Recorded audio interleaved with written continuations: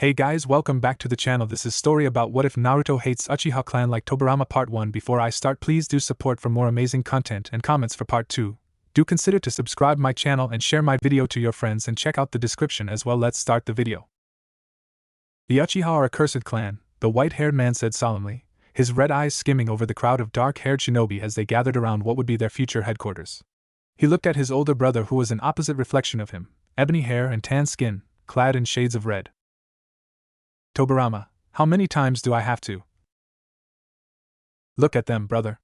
Even with Madara. While I'm still alive. Hashirama, he snapped, his annoyance growing of being cut off. His eyes flickered back down at the Uchihas whose faces were barely concealing their distaste as they disappeared from the building. From the watchtower he now stood alone at, he could make out the entire clan dispersing, all moving back to the corner district where the main branches of the Uchiha clan resided. Thus the majority flocked to that area as well. Perhaps one day, there would be a strict location for them, but that was irrational. He knew that as long as Hashirama was still the Hokage, the Konoha military police force would not be acted upon, but he was easing in the idea, and for now, that would be good enough. He wondered how his brother could not see it, see the hate in the Uchiha's eyes. They may have formed a peace treaty that Konoha was being built on, but they would perhaps never be able to coexist with the Senju clan, or any clan, really, that would rival them in strength. In their Sharingan eyes lay a thirst for power that would darken their minds and freeze their hearts. He had seen this one too many times in his life of 2 decades already, of Uchiha clansmen killing each other in order to become stronger, to develop their Sharingan. None were successful, none but Madara. Madara killed his own brother. Tobirama could not even amuse the thought of ever harming Hashirama, let alone for his own gain. But Madara wasn't the only one who would kill family, he was simply one of the few that were successful. Yet they tried. The Uchihas were a dark, cursed clan, and he was sure that every single one of them would fall into the dark temptation of power. He looked around Konoha, a growing village. He imagined of ways he could help the village prosper, of possible systems he could establish. But his eyes kept on coming back to the police force that was all vacant. All but one girl, standing in the middle and staring up at the building. And even with the distance, he could see her, lips parted, black eyes wide and fists tightened with anticipation. But it wasn't just that made the future Night Aim stare, it was the look in those eyes, the same expression that was parallel to his very own brother's. I'm meeting with the Naras and then the Hyuga clan, Senju Hashirama sighed, fingering his long dark hair. Should I be worried? His younger brother shrugged as he crossed his arms, pale red eyes closed in disinterest. Konoha was in its first several months of operation, but the noble clans had already been established, Aburame, Akimichi, Hyuga and Uchiha clans, with the last 2 being difficult to work with. Although they were not hostile with the Uchihas any longer, Madara's behavior was still suspicious. The Hyugas, on the other hand, they were old-fashioned. Unlike the Aburame and Akimichi clan, they were much more formal and pressed to establish a certain hierarchy system that Hashirama did not believe in, thus, his reluctance to meet with them. You should, but we need them in Konoha because of their Byakugan, their asset would be invaluable. And for the 1000th time, do not be foolish, brother, don't give in to everything. He scolded, knowing that his brother had a tendency to give in to pressure so as long as there would be peace. Already the Senju clan had not been regarded as a noble clan because of his pacifist nature, and Tobirama was not willing to give any more up. I know, he groaned and looked towards the Hyuga district. Will you go to the Uchihas again today? You work with them better than I do, Hashirama said. Although he did not say it out loud, the brothers both knew it was because Madara had never been able to work with him. Hashirama and Madara too often got into heated debates. Tobirama was more formal, more detached and professional to speak to, while his brother was too passionate and loud. Tobirama's diplomatic and composed personality simply worked better with the Uchihas, that was, as long as Tobirama put aside his biases. Fine, but do not expect us to make any progress with Madara as. Hashirama cut him off with a glare. Brother, he said in a low warning growl, I told you. And I have listened, but I do not believe that the Uchihas will ever truly be a part of Konoha. Not with Madara as their leader. Because if they were to put a man who would kill his own brother for the sake of power in charge, Tobirama would never be able to trust them. As a sign of peace, Tobirama did not clad himself in armor as he arrived in the Naka shrine. Instead he wore his casual attire of all black, and a plain long-sleeved shirt and pants. He waited outside the newly constructed building. He crossed his arms, and waited, knowing that farewell it was not the Uchiha elders that were arriving late, but Madara. They were forced to arrive together as a sign of their clan ties, so if one had decided to lack punctuality to show his anger, the rest was forced to follow as well. He only wanted them to uphold the balance that Konoha must be built upon, but at times like this, when it was hours after the agreed time, he wanted to end Madara. Still, because he was a Senju and because his brother was the Hokage, he had to swallow his pride and wait. Even when the sun fell and the skies became indigo streaked with purple and an array of colors, the silver-haired man stood there, arms crossed, waiting. Slowly he opened his eyes when he sensed someone approach, someone with average chakra. Konoha was predominantly shinobi, so this casual presence was strange, until his eyes slid and saw the frame of a dark-haired girl. An Uchiha, and the very same from days ago. A small shy smile played on her lips as she stepped up the stairs. She kept a respectful distance from him, seeing that his face was passive, not quite angry nor disapproving, but cold nonetheless. She had heard about him all her life. The younger brother of the great Senju clan, a man that had taken lives from her own clan. The atmosphere around him was enough for her instincts to yell out at her to keep her distance. But she was not irrational, and she could not hate him as her own family had done the same to his. And with the recent peace treaty, she forced herself to shake off the fear and look at him straight in the eye. "You are Senju Tobirama," she said. She knew who he was, of course, but she couldn't think of anything else to say. Although she was not afraid, she was nervous. Understandably so. He didn't move, didn't uncross his arms or soften his strangely red eyes. He was still leaned back against the pole as if no one was there. "I am." She bit her lip, and the nervousness grew. "The elders of my clan, the Uchihas, want you to know that they cannot meet you with the full assembly, and that it is better to maybe move it to another date." It wasn't quite a question, but she spoke with a tilt of hesitance, as if she was bracing herself for him to lash out. He exhaled in brief annoyance, closing his eyes before relaxing his posture and standing up straighter. "Tell me," he said, and his tone carried a strict air that did not exist in his brother's, "is this because of Uchiha Madara's doing?" She flinched, pulling her sleeves over her hand and digging her finger into them. He narrowed his eyes, and for a moment, he was distracted. She did not act like an Uchiha, not brave, or confident, or even very outstanding. She didn't meet his eyes. Instead, she stared at the ground. "I think so." And she did not give in to the Uchiha pride, he noticed. He had not actually expected her to speak against someone of her own clan, as the Uchihas had a firm belief that each member must be closely knit and work together like parts of a machine. They couldn't look like they were in disagreement, for that would appear weak. Their clan was held above everything else except to this girl. Child, maybe? Perhaps she was young. Disapproval colored his tone, but not surprise. "I see. And did the elders arrange another time?" "Yes," she said too quickly, her dark eyes bright at the opportunity to provide information that he did not know. She scrambled for a note tucked away into her robes. She extended her arms, unwilling to touch him or move forward. His face didn't betray a flicker of emotion as he took it from her hands that were marred with scratches and healing wounds. He frowned just slightly. "Do excuse our absence from the planned meeting today. If all is well, it can be postponed to tomorrow morning, where our clan head will not be attending." For a moment, he didn't do anything, just thought. Could the Uchihas be beginning to alienate Madara? This would be advantageous. Perhaps that he could even use this to his benefit, to Konoha's. The idea of a police military played again in his mind. Getting too caught up in the idea of a possible balance, he didn't react until he remembered that there was a girl standing in front of him, waiting. His eyes moved up to her, seeing a young girl with a pale face framed by tousled, long dark hair. From a detached perspective, he knew that she wasn't ordinary looking, and seemed to possess that same subtle beauty that most Uchiha had. Her eyes were black as night, her lashes long and thick. Distantly, he imagined her face twisting with anger or hate as her Sharingan activated, and his mouth firmed just slightly at the thought. "Is that okay?" she asked nervously, fidgeting with her sleeve again. She may look like one of them, but she did not behave like the Uchihas he had known and fought against. "Yes, it will be fine," he said in a clipped tone as he handed back the note. She exhaled a sigh of relief, as if she would have been punished if he said otherwise. He turned his back to her, walking away from the grand shrine, but that lingering frustration was bothering him. At the foot of the stairs, he turned back around and looked up at the strange Uchiha. "You." Tobirama spoke in a flat but loud tone. "What is your name?" "My name?" she repeated, confused, and for a moment, almost frightened. The rare look in the Uchiha's face startled him, making his mouth open just slightly until he blinked and turned back away with his hands by his side, his fist clenched. He didn't want to look at her, it was almost uncomfortable. Second-hand embarrassment, he decided. For reference.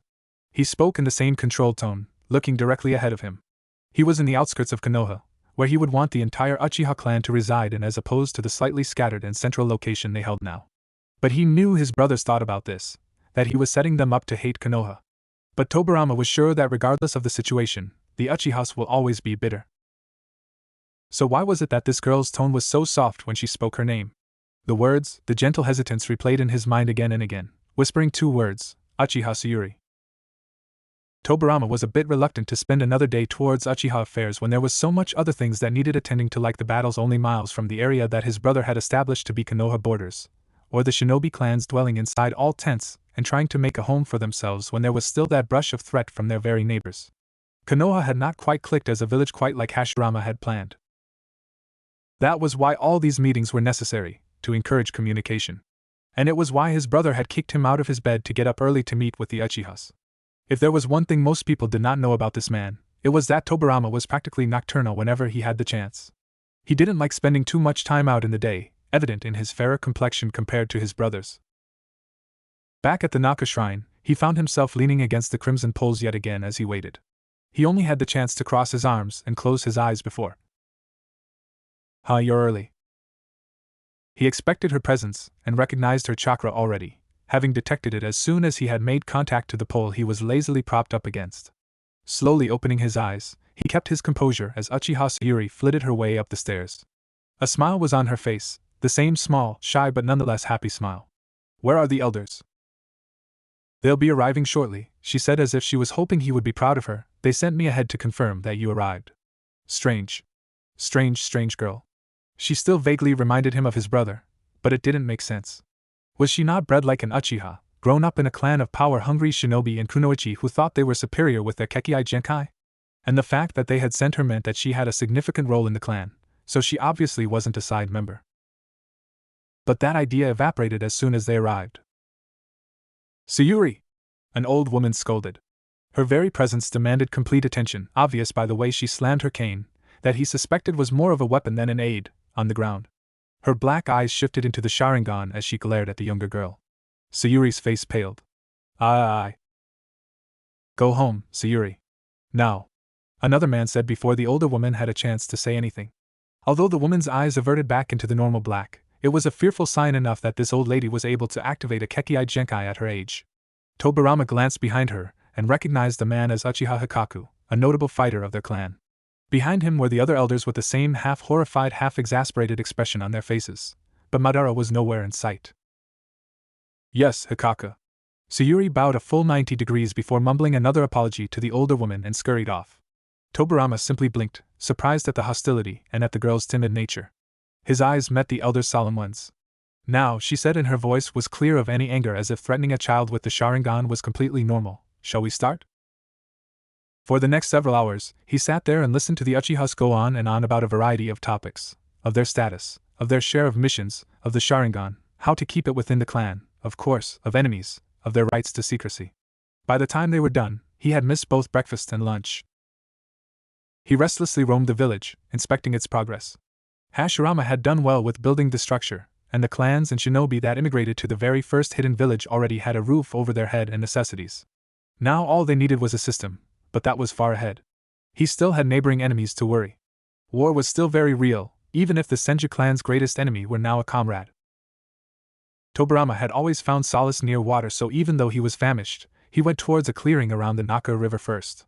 As soon as he took a step towards the forest where the river ran through, he sensed the very same company that was the same from this morning's. "You," he called out, "are you following me?" Instead of an answer, her response was a cry as she jumped and dropped several things. "Hey!" she exclaimed as she fumbled to scavenge whatever it was that she had dropped. "What are you doing sneaking up on people like that?" He would hardly call it sneaking up, and although he had sensed her from several yards away, a good kunoichi would have been able to hear him arrive as well. But her face was flushed, and she looked genuinely surprised to see him. He relaxed a little bit. "What are you doing here?" Her mouth twitched and her eyebrows knit together. "I live there," she said, and pointed to her left. He had forgotten that the Uchiha neighborhoods were located here. It was strange that with her clan ties, he had not even known of her existence until now, and here she was, popping up everywhere. With a sigh, he lowered himself to the ground, ignoring her presence as he removed his sandals and dipped his feet into the cool, rushing water. She made a face. "I was here first." "Well, my clan is the reason why you are here at all. Period." "So you were," he simply said. He didn't want to hear any chatter after continuous hours of it. She opened her mouth and decided against it, sighing as she crossed her legs by the river, settling down once again. He closed his eyes, leaning back as he tried to forget about her and focus on the sounds of nature, of the flowing water, of the breeze in the air through the trees and little creatures, instead. Yet, it was strangely difficult for him to ignore her, and although he wanted to be alone, he didn't want to lose to the Uchiha in this childish but necessary territory dispute. When he opened his eyes, he slowly tilted his head to see that she was flipping a kunai over and under her fingers as she took a bite out of an apple. Her eyes moved to him, eyebrows raised curiously as she withdrew the apple. Something wrong? I'm fine. Her lips twitched, obviously trying to repressing a smile. You've been in that meeting for several hours and I know that food is not allowed in the shrine. Aren't you hungry? Weren't you supposed to leave? He countered, but his tone didn't even have a faint trace of interest nor scold, suspecting that she already had enough of that at home. Imagining the Uchiha neighborhood as warm and tolerating was beyond him, but he didn't feel the need to show her kindness either. His eyes were sleepily staring straight ahead, and his body was facing away from her. Still, she didn't seem to take the cues. Well, yes, but I was curious. He raised an eyebrow, but his eyes were still hazy. Have you not heard that curiosity kills the cat? Not killed. She paused. Slapped, shouted at, and starved, but not killed. She took another huge chunk out of the apple as he openly stared, his eyes narrowed. He couldn't tell if she was joking or not, but knowing her clan, she probably wasn't. For a fifth of a second, his eyes scanned down her face for signs of abuse, and he saw it in the shadows beneath her eyes, in the slightest shake of her hand, and of course, in those bandages that she seemed to wear for injury instead of support. But this girl, Sayuri, seemed normal. She twisted to dig in the basket behind her and returned with a box of incredibly ripe, crimson strawberries. She popped up the lid and set it on the ground between them in a silent offering. His eyes flickered down at it before back at her black eyes. Is that supposed to be for me? Was she trying to poison him? He wouldn't put it past an Uchiha. It's not poisoned, if that's what you think. No proof. I'm just trying to be friendly. To me? He couldn't help but ask, although it came out more like a statement. Even though the wars were behind him, he couldn't count the amount of Uchihas he had killed or captured in his entire life with all his fingers or even toes. It was still too soon to be on friendly terms. She was looking at him strangely. I didn't know that Senju Tobirama asked so many questions, she murmured to herself, and then blinked as if she realized she had spoken out loud. Her eyes widened and she turned back to him slightly frantic, as if she was trying to put that moment behind her. We're on the same team now, aren't we? He didn't respond for a moment, his face guarded of any emotions as he drew his legs closer to him. Not quite. At this, she turned to him noisily, the clothing she wore rustling as she moved. Shinobi clothing, he realized. Fitted clothing bearing little skin meant to protect and allow movement, with a slightly darker sash tied around her waist in signature black and indigo. So she was a kunoichi. He looked at her eyes, wondering if she unlocked the Sharingan yet, but instead, he found himself staring right into wide black eyes. We're both a part of Konoha, no? She asked with a frown, suddenly not bothered with the direct eye contact. He didn't say that she was an Uchiha, nor did he say that the title also came along with harsh assumptions, strict discipline, and high standards. He didn't say that at all. In fact, he didn't say anything, and catching the cue, a crease formed on her forehead as she left him. It wasn't until she was gone that he realized that he didn't feel quite alone, as he did lonely. But that was why he had the village, after all.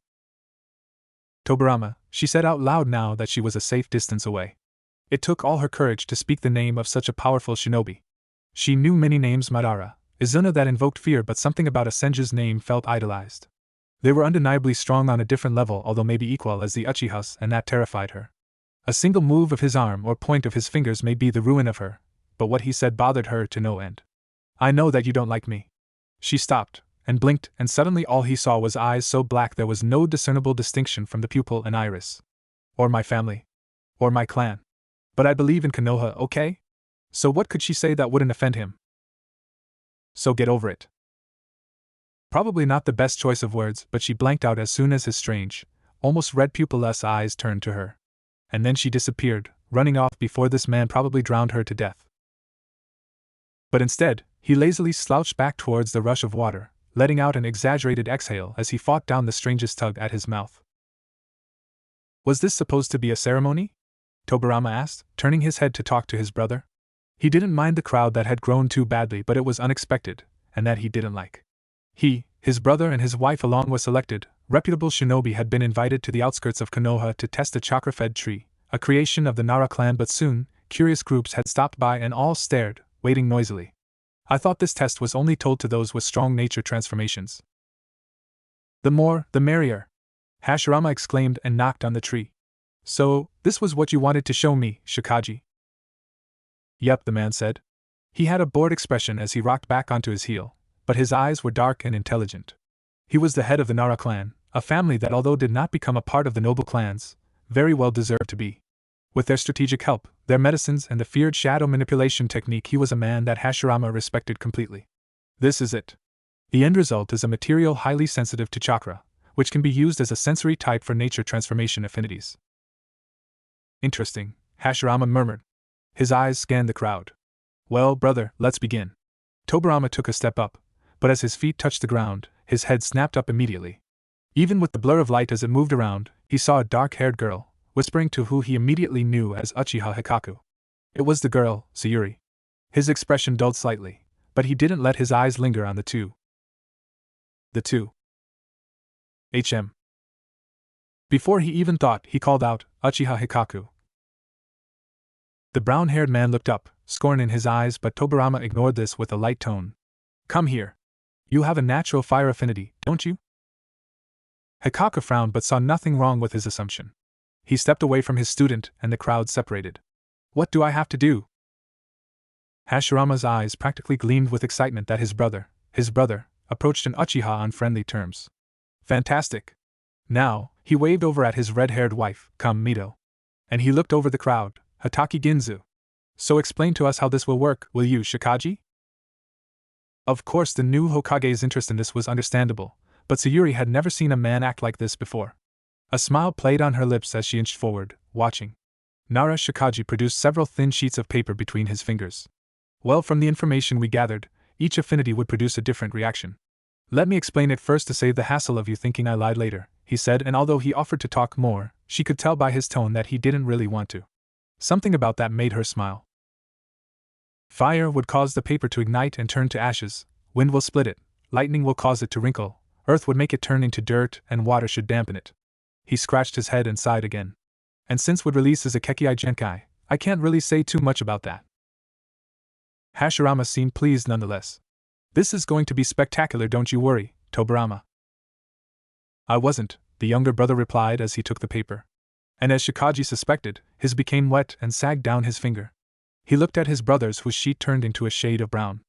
Around him, Hikaku's paper now withered away, one half of Mito's was flying away as she laughed freely, and Ginza had one in each hand, one wrinkled, one turning into dirt. Tobirama crumpled up the sogged paper in his hands, impressed. Good job, Shikaji. More than good, incredible. Suddenly everyone was closing in on the Naro shinobi, asking for paper to find out their elements as well. His brother spoke several words to those that aided the little test, and soon, they all dispersed. Tobirama didn't move, waiting until Ginza disappeared with a nod before he began leaving the site, flooded with curious shinobi and children even. It wasn't until his eyes skimmed through the crowd and picked out the dark-haired girl that he stopped. She was staring down at her hand with the most mystified expression. Running down her fingers were water, the paper soaked as it clung onto her palm. Sensing someone looking at her, she first glanced up, but not at him. Instead, her dark eyes met her fellow clan members before it dropped to the ground guiltily as she broke away from the crowd, stumbling out further into the forest. Tobirama wasn't sure why, but he followed her. Sayuri. He had a voice of a leader, of someone with control, and her head snapped up immediately. She looked the other way before locating the sound of his position, and there was a nervous flicker in her eyes before she exhaled loudly. Oh, she said with a hand on her chest and eyes closed, it's just you. Who else would it be? He put aside greetings, instead glancing at her paper. Following his line of sight, her eyes fell upon her hand and she quickly snatched it shut, moving her arm behind her as if he hadn't seen it. You seem surprised. She was staring at him for a long moment, as if weighing whether or not to say anything. And then she sighed, relaxing slightly as she drew back her arm in front of her. There was no point in hiding, he wasn't an Uchiha after all.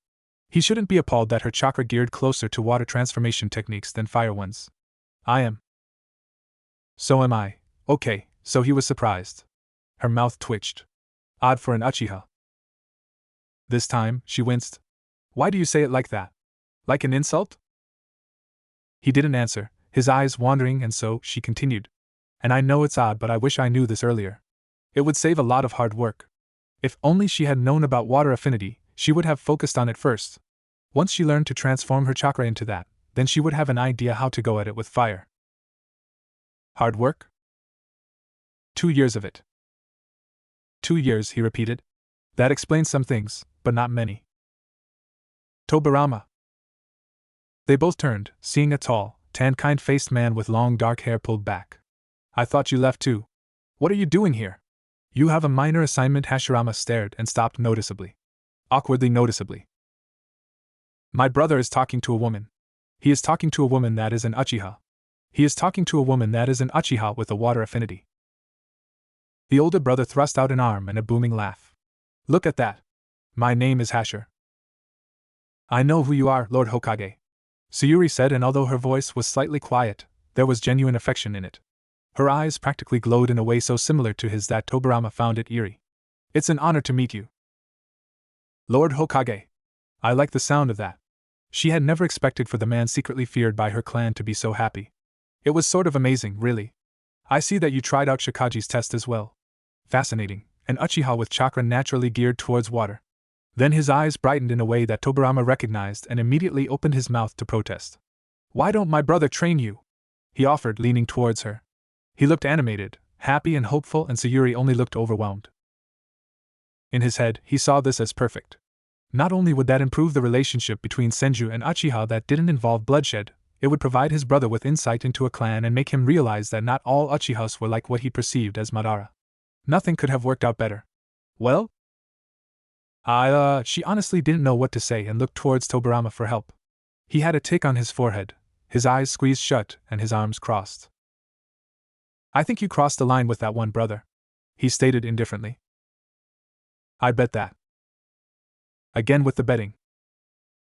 Why, are you afraid that you'll lose again? For heaven's sake, Hashirama, grow up. You have a village to run, and battles to fight.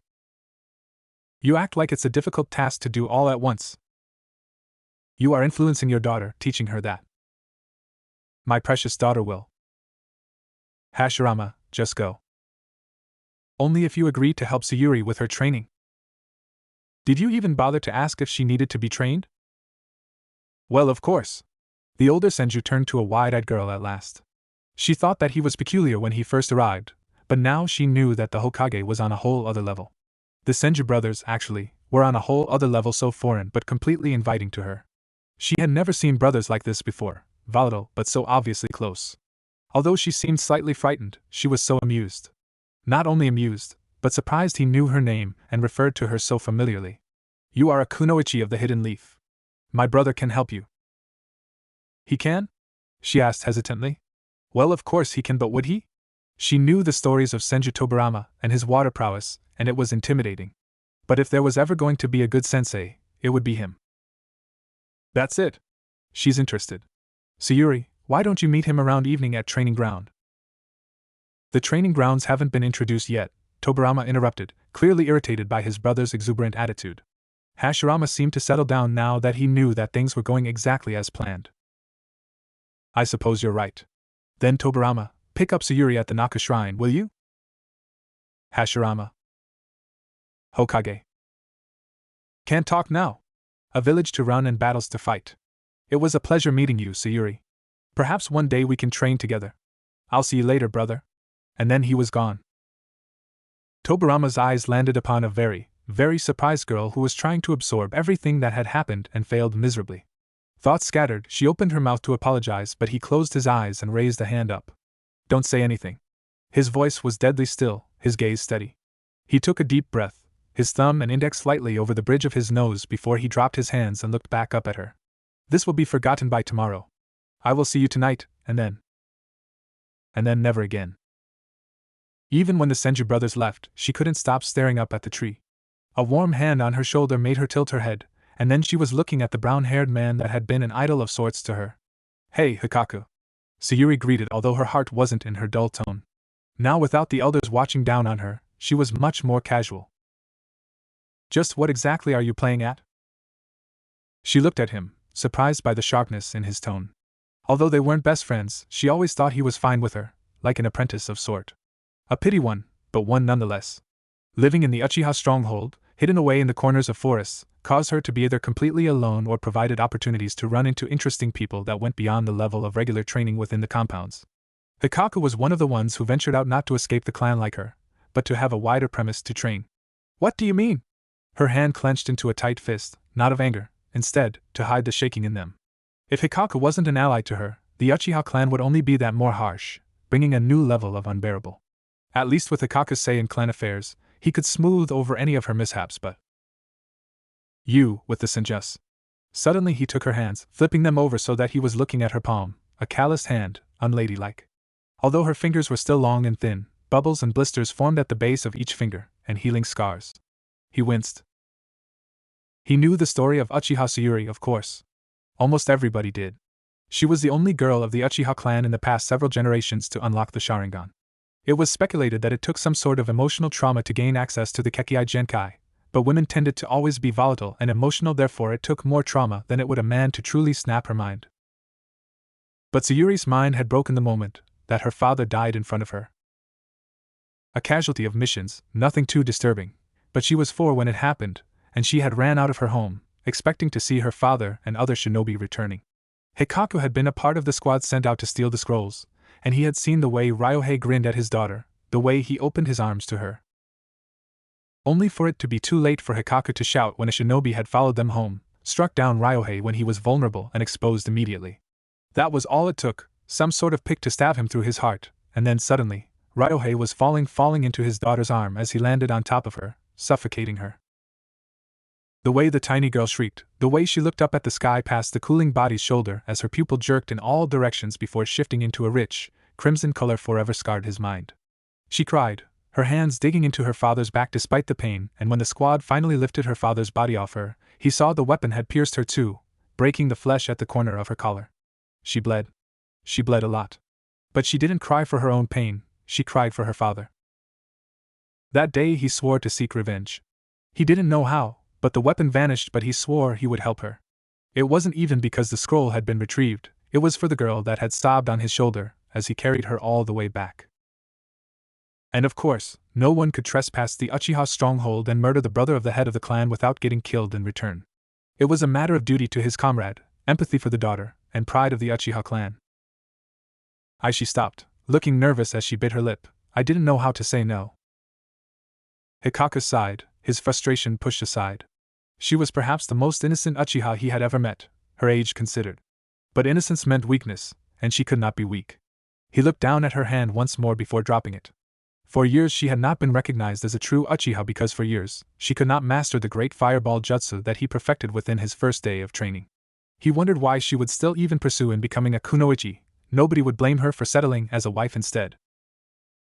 The Uchihas were not a large clan, and prior to the formation of Konoha, they only had themselves to depend on in terms of population. The Uchihas often said there was blood and power, and as a result, married within the clan. It was an unspoken rule that 3, maybe 5 years after a girl, or, more accurately a woman bled, she would stop her training as a kunoichi and wed to bear more children.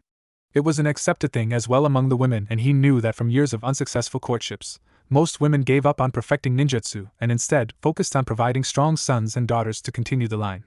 It was where they found pride. Cousins, second cousins, there were rumors of incestuous relationships as well. All to strengthen the chances of the Sharingan. And even without this, she was lovely in the way most Uchiha women were, with long dark hair and heavy lashed dark eyes. She was timid, quiet, and of course, borderline docile. But more than anything, she was idealistic. And that was why she would not easily accept the role of a wife. And with her Sharingan, he saw no reason she should. I'll train you, Hikaku said in a clipped tone, looking away from her. Dismiss the senju. She stared at him as if he was crazy. I can't. She spoke in a low voice, her large black eyes boring into his. He frowned. And why not? She opened her mouth, looking away this time as she shook her head and laughed almost in defeat. Because, she said, and her voice was strangely soft, it's Tobirama. Deep in her heart, she knew that Tobirama did not want to help, but he was inclined to by his overbearing but good-natured older brother. More than that, she knew of the glances and even glares thrown her way by allowing someone that had been classified as the enemy for so long enter her neighborhood. To avoid the latter, she waited out at the gate instead. Surely right before the skies became tinged with purples and blues, Tobirama arrived yet again in casual attire. She had heard once when she was younger, much younger and before the formation of Konoha, that someone had tried to get his Hapuri as a war prize, to no success. She wondered what he looked like during the era of war, a young man, with snow-white hair, a distinctive blue samurai-like armor and fur collar. And he was still young, barely reaching his prime years, and yet he was above so many others in skill. The person in front of her looked, although still dangerous and capable, much more relaxed and composed. "You actually came," Sayuri couldn't help but blurt. "And you actually waited." She was silenced by that. He looked beyond her and narrowed his eyes slightly. "Let's go." "Where?" "You ask a lot of questions." "I asked one," she cried out, standing up and jogging after him. He didn't respond, and it took her a moment to realize that he had reflected her word back. Instead of being embarrassed, she felt almost happy that he remembered the little things she had said. "You don't have to do this." "Nor do you." "He's the Hokage," she explained. "I couldn't say no. But he's your brother." Tobirama didn't say anything, only leading her deeper towards the forest they had met once, the very same one where the Naka River flowed through. He didn't have to make her a strong kunoichi. How would that benefit him? He didn't have to give a weapon to the Uchihas. He would teach her little splash tricks and hope that his brother would be carried away by other affairs instead of pressing on him. "So what do you know about water release?" he began, straight to the business. She blinked. "Nothing." He stared. "Nothing?" She nodded, but didn't seem at all ashamed. She, after all, had to report back to the elders for 2 years now that she failed to conjure up even a flicker of flame. Tobirama's blank stare was nothing in comparison. "What do you know?" he asked, starting at another angle. She took a moment to think about this, and he waited and waited. "Well?" he prompted, but she actually seemed to have a difficult time thinking of what she was good at. After what felt like a long moment, he sighed. "How old are you?" 17, she said sort of sullenly. "Only 4 years his junior." "And you don't know where your expertise lay?" She opened her mouth and then closed it. Her eyes wandered, and then at last she had an answer. "Taijutsu?" Despite the fact he was expecting an answer, she said this as question, as if waiting for a confirmation. "Taijutsu," he repeated flatly. "The art of physical fighting, mostly associated with low chakra capacities. How could he use that to teach her anything about nature transformations? Maybe if she said something like summoning jutsus, or even genjutsu, but taijutsu?" She seemed to collapse into herself, her eyebrows pulled together, and there was something so horribly pathetic and sad in that expression that he forgot who was standing in front of him. The disappointment was clear in his tone, and he almost regretted the way it came out. Before he could soften his words, she blurted out something else. "I have my Sharingan." Despite the revelation, he did not simply show her a jutsu to copy. That was beyond ridiculous, it was improbable. There was no way he would ever give such a gift to an Uchiha like that. Instead, he exhausted her chakra reserves, and if she was fine tomorrow, he would seriously train her. Once. His plan had worked, evident from the girl lying flat on the ground like a starfish, breathing loudly and heavily through her mouth. Sweat matted her red and blotchy face, her hair was in tangles, and there was dirt stuck to her skin. He stepped in front of her, and feeling too vulnerable, she sat up, her arms limp by her side as she watched him squat down, his elbows on his knee. Face to face, red eyes to red eyes, she was suddenly scared that he may kill her. It wouldn't even make sense, and she knew that he wouldn't, but the mere thought that he could frightened her. After all, she had just seen crack a rock simply by placing a hand on it. And that rock could very well be her head. His expression was guarded as he stared straight at her, and she became completely aware of her breathing as the proximity closed in. There was nothing romantic as he leaned in, purely observational, and she knew that he wasn't looking at her, that he was looking at her Kekei Genkai, but she felt. "You seem drained enough." The breath went out of her. "What?" Her face cracked. "That's what you were doing." His expression didn't change as he stood up, but she only tilted her head backwards, unable to stand. Her legs felt like jelly, and ached for relief. She had done God knew how many laps around the village as Tobirama hitched up on a tree, sleeping in the shade as if she didn't see him when she circled back. "I had to see if you were dedicated. After all, I don't know about your intentions." "Your brother set this up." "HM. You acted as if I begged you to train me." She stopped, squinting. "Although all you did was took a nap and gave me a list of things to do, not that you would know if I did." she added with the slightest pout as her eyes narrowed at him. He rolled his eyes and exhaled exasperatedly. Something about his aloofness towards her reignited some earlier annoyances. How many more times do I have to say this? We are on the same side. I am a hidden leaf ninja too. I don't have any intention of killing everyone or whatever you suspect me of. Prove it. The fact that he responded shocked her into silence.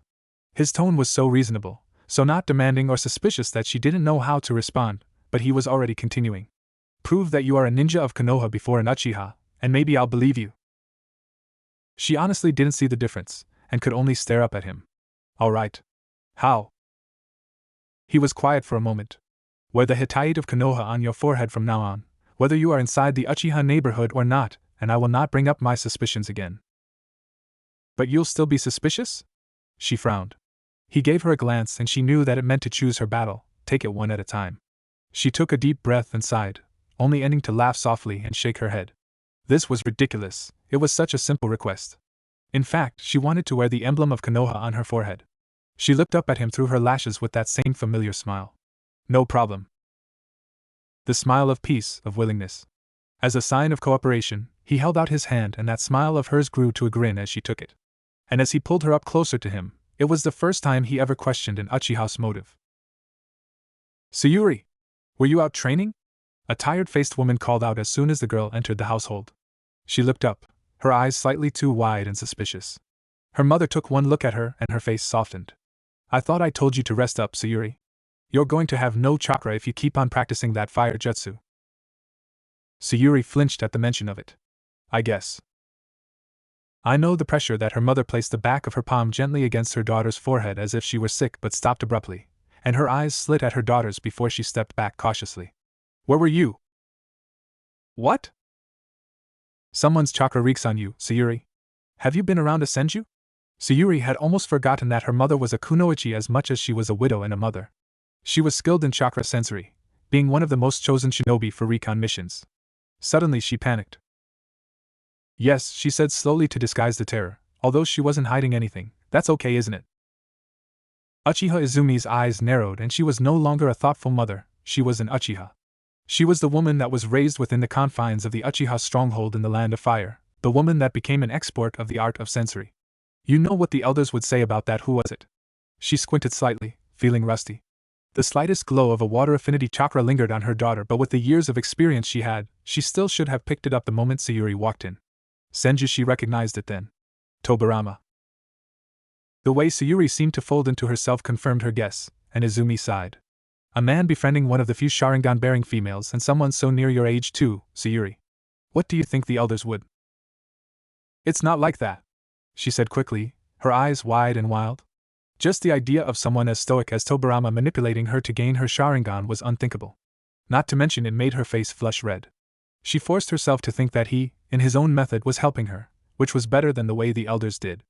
All they ever contributed was sending child prodigies her way who mastered the jutsu already as they clicked their tongues in embarrassment for her. For a moment, the two women didn't speak and Izumi appraised her carefully.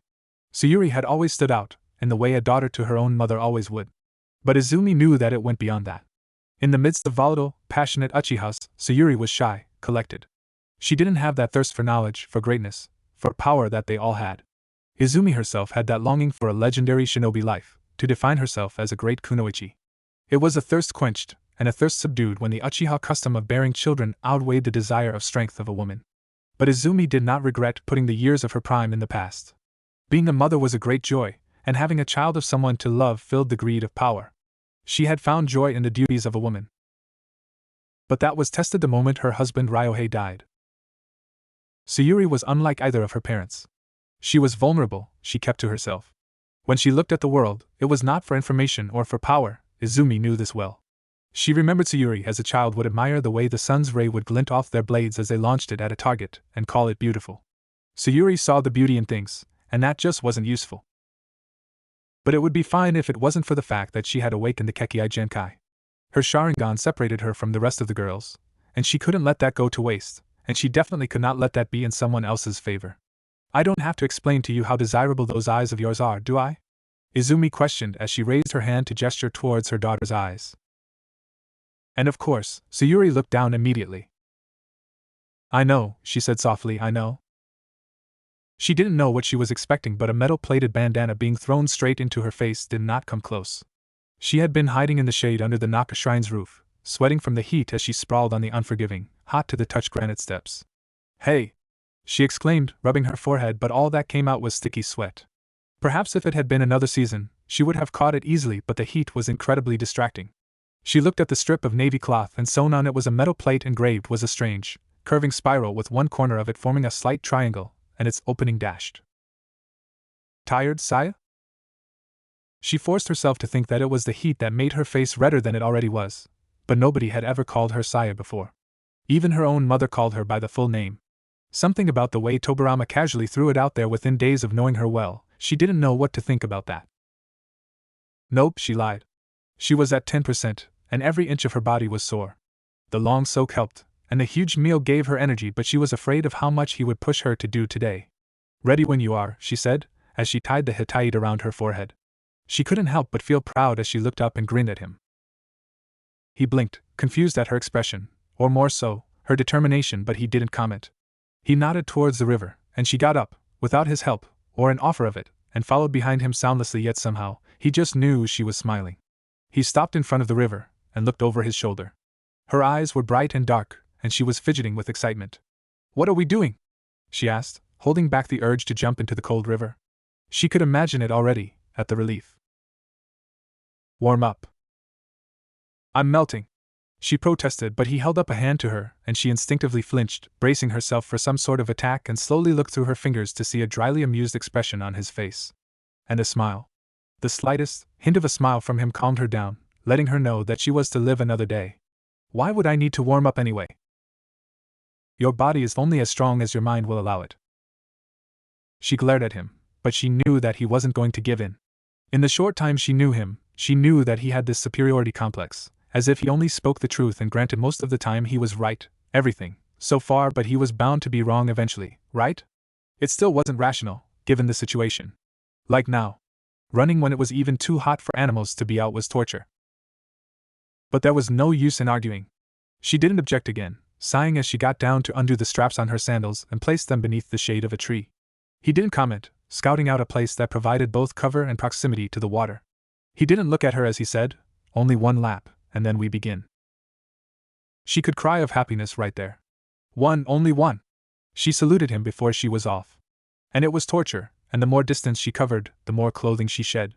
By the time she was within a mile from the training ground, she could feel the sun on her bare back and neck, on her legs and arms. Sweat ran down her face like tears, irritating her eyes. It was not by physical exhaustion her body handled much more intense training, but the heat that caused her to perspire so suddenly. Less than 10 minutes later, she was panting as she closed in on him. Were you assaulted on your way back? He asked, and there was that same lightly entertained tone in his voice. She glared at him. It's hot, was her only excuse. You're going to get a sunburn. No, I won't. I think I know what I'm talking about, Sayuri. You will. She looked at this man with an equally fair complexion, hidden in the darkness of the trees, and just knew that he was right, but she didn't want to give in. Can we just start? She asked, changing the topic. He shrugged. Whatever you say. Let her burn then. She couldn't say that he didn't try. Lesson number 1, Chakra Control. Nature transformation is simply an advanced form of it, involving the molding and defining your chakra and altering its properties to an element type. She stared at him. Okay. Do you understand what I'm saying? He asked as if she was slow-minded. Yes, I do. So, he held up one hand, do it. She was already walking on the river, although she looked like she'd rather plunge into the water. She looked up at him hesitantly and said a childish, see? He shook his head disapprovingly. Too simple. Her face dropped, and she allowed her legs to collapse beneath her, but she was still sitting upon the water cross-legged as if it was a solid surface. He gave her credit for that, but he supposed that there were many kunoichi who were able to do the same thing, and this wasn't a large feat to be cherished. Okay, she said in a defeated tone, what do you want me to do? I was getting there, he said, trying not to roll his eyes, until you interrupted me. She simply smiled patiently, waiting. It was behavior so unlike her lineage that he stared at her for a moment too long before continuing. What I want you. Sayuri. She shot up. Suddenly that easy smile was gone, replaced with a nervous, wide-eyed gaze. Mother! Mother? He turned around and saw a woman with a face that may have once resembled Saya's, but clearly the weariness of life had left its impact. They shared the same inky black hair with equally dark eyes to match, but there were lines around the woman's face, and she didn't have a perpetual smile or a childish curiosity on her face. This was a face of a kunoichi who had seen her fair share of trouble. But in a purely objective perspective, he saw the loveliness they once shared. Not a shred of imperfection, straight, angled noses, mouth not too wide or too small, fairly large eyes and a symmetrical face, which all the Uchihas shared. He wondered how the clan shared so much likenesses while the Senjus were all opposites of each other. He also recognized those eyes before. She had been a spy. She had infiltrated a Senju stronghold once before and aided on a mission that killed several of his men. Consciously, he reminded himself that they were not enemies anymore. It's hot outside, Sayuri, what are you doing here? There was a scold in her voice, but it was masked by genuine, motherly worry. Tobirama could not help but compare the woman, perhaps in her late 20s at the time, breaking into one of the bases and slicing the throat of his men as he young, but skilled chased after her, only for her to disappear after scarring the Uchiha's signature across a wall with her fire. Those were darker times. I'm training her. Tobirama stepped up to say, keeping a cool gaze at the lady. He was taller than her now, but only by 1 or 2 inches, unlike Saya who was barely up to his chin. I hope that is fine with you. He wondered if she remembered a white-haired child that took down one of her teammates in exchange for the 2 she had killed. Her eyes didn't change, and he suspected she ran into plenty of children in her days before. He took a step closer to her, holding out his hand professionally. My name is Senju. I know who you are, she said abruptly, but shook his hand nonetheless, not missing his frown. Her sudden appearance distracted him from the fact that he had not noticed her coming earlier. Sensory types were usually on recon mission, and it seemed as though she was equally skilled in efficiently concealing her chakra. I suppose it's rain or shine, she muttered, and then cast a glance over towards her daughter who looked frozen in spot on the river. Would you mind if I watch? From a murderer to a mother. Tobirama kept his face straight. Mom! Saya complained, sounding every bit of the 17 years of age as she was. Tobirama raised an eyebrow, but didn't object. He nodded towards a shade, gesturing for her to sit, but she did not smile. She watched him carefully, but not the same way a person would towards an enemy, but a mother looking out for a child. He respected that she was a mother before she was an Uchiha. He supposed that the rivalry among the Uchihas excluded the relationship of that between mother and children. He turned back around to Saya, who looked distressed and bothered, but reluctant. She sighed. Now, he said at last, let's begin. Uchiha Izumi watched, slightly rubbing her hands together as Senju Tobirama ran through the hand signs, talking to her daughter about something she wasn't really paying attention to. Really, she was just watching his body language, trying to see his relationship with Sayuri. Nothing about it indicated romantic approaches, and if anything, he looked like he wanted to leave. But she knew how quickly annoyance could surprise a person and turn to love. After all, it was what happened with Ryohei and her.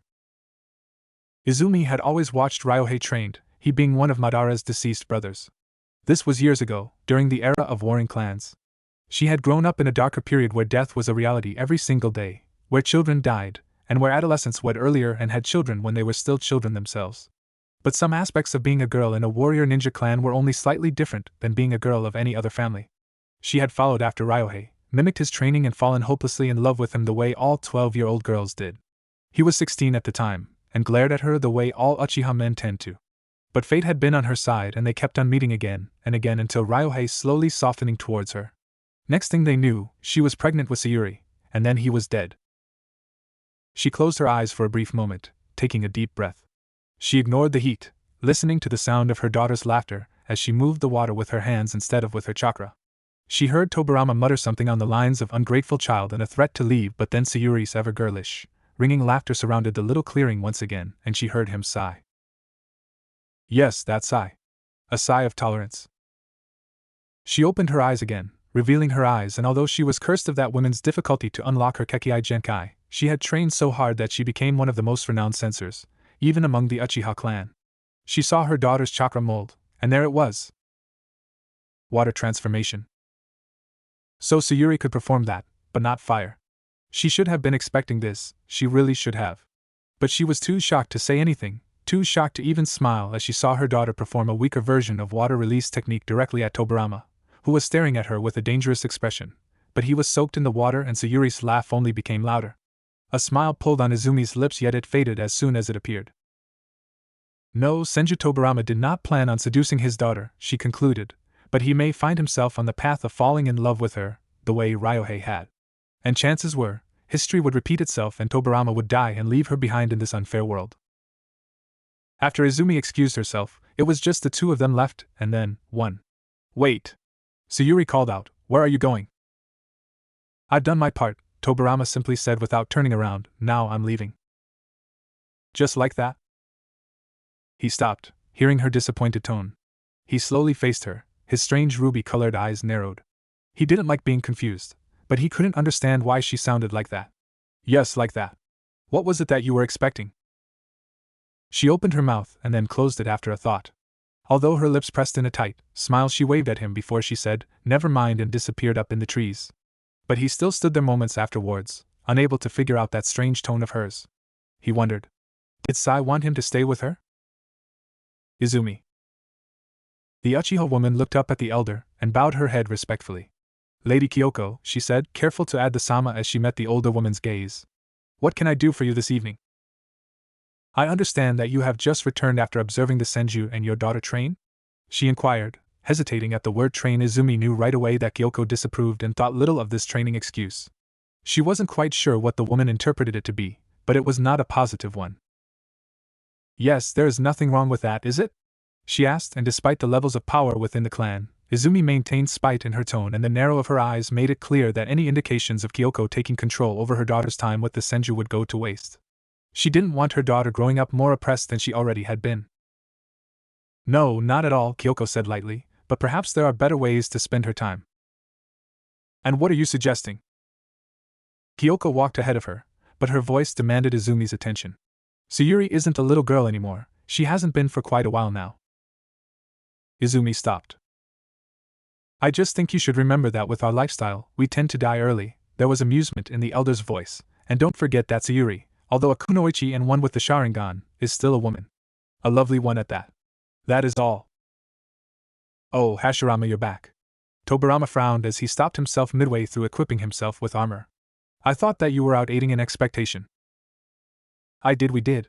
But we ran into trouble and had to return." Tobirama stopped, staring at his obviously troubled brother. His expression was contained and guarded. He had to be the level-minded one to calm his brother, who was probably seconds away from either a breakdown or rage fit. "What happened?" Hashirama's fist tightened and he turned away, ashamed. "We lost 2 men this morning." He didn't hesitate, his tone didn't change. "Who?"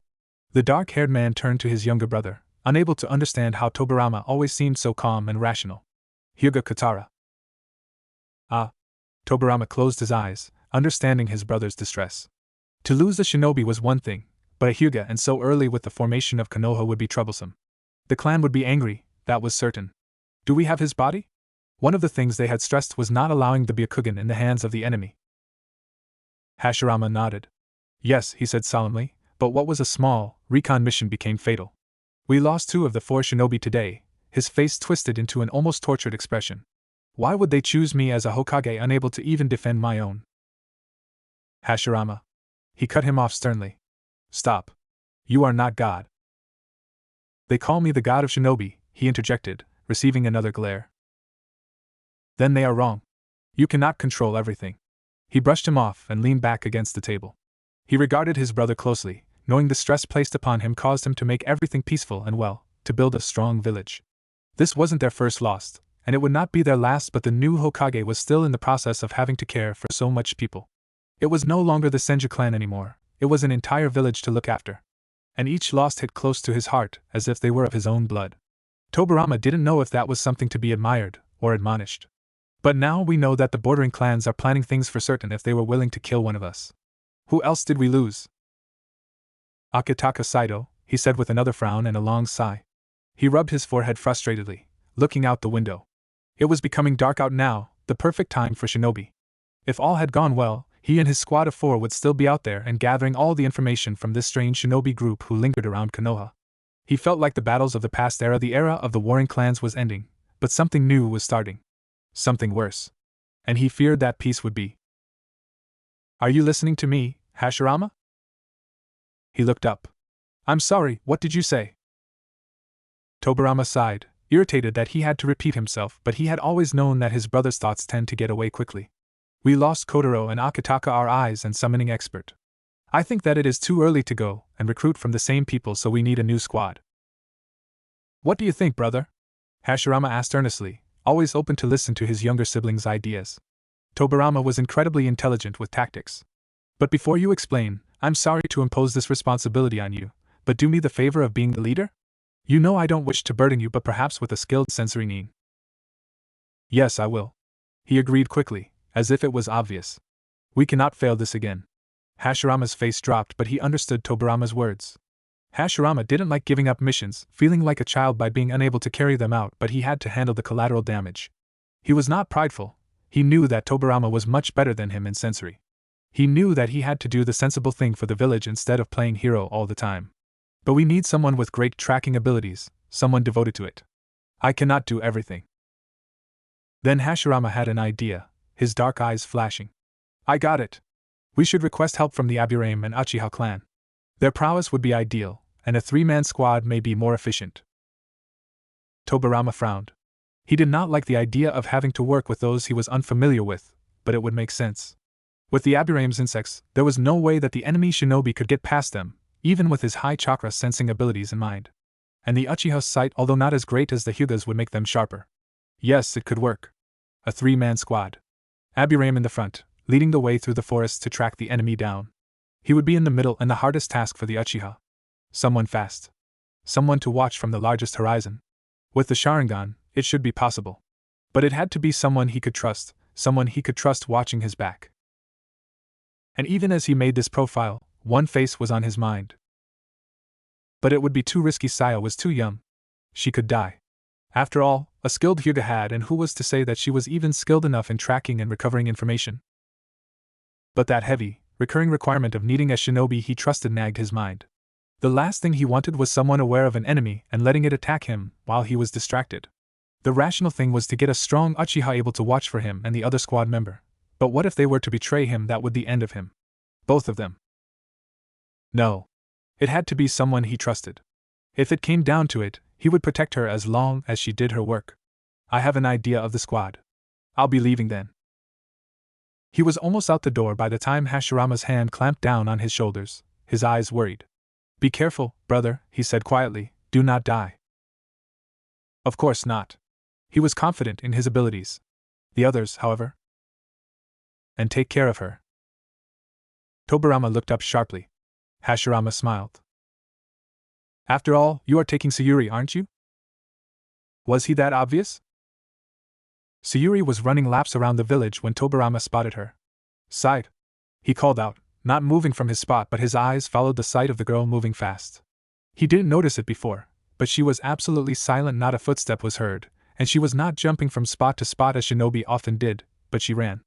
It was unnecessarily tiring, and remembering her claim of expertise in taijutsu, he supposed it made sense for the physical exertion over chakra control. You enjoy running laps all of a sudden? He couldn't help but add, and she slowed down to a stop in front of him, breathing heavily. It's not hot, she said, and then smiled as she wiped her face against her arm, coming in contact with the Hittite as she did. He was mildly impressed that she kept it on. He imagined it would be uncomfortable during training, especially in the earlier heat. What's going on? You're being assigned a mission. She froze. Her eyes were wide and that smile vanished. Honestly?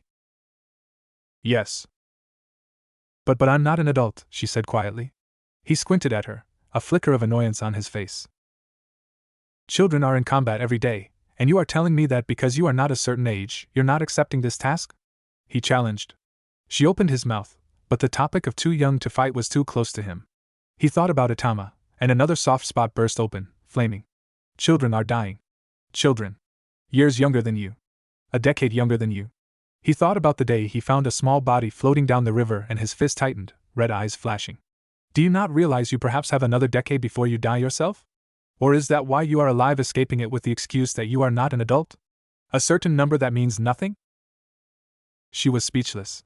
She had no idea where that anger came from, and she seemed to fold into herself, growing smaller and smaller with each of Tobirama's accusation.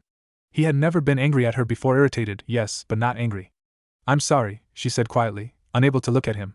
She stared at her feet, her fingers dug into her palm. It's just that the Uchihas that we don't accept missions until you master the fireball jutsu, and I haven't. He stared at her, at the girl who could not even meet his eyes. And then he sighed, sharply looking away and breathing in deeply. He should have controlled himself. He should have kept his thoughts to himself, guard his words, but for whatever reason, he did not even think about it. He just spoke. It was unlike him, and he regretted even letting his anger show. As long as you're wearing that Hittite on your forehead, then you are a kunoichi of Konoha. And I am telling you that you are going on a mission. Is that clear? She nodded, but she still would not look at him. He couldn't help it. He felt guilty. Sigh.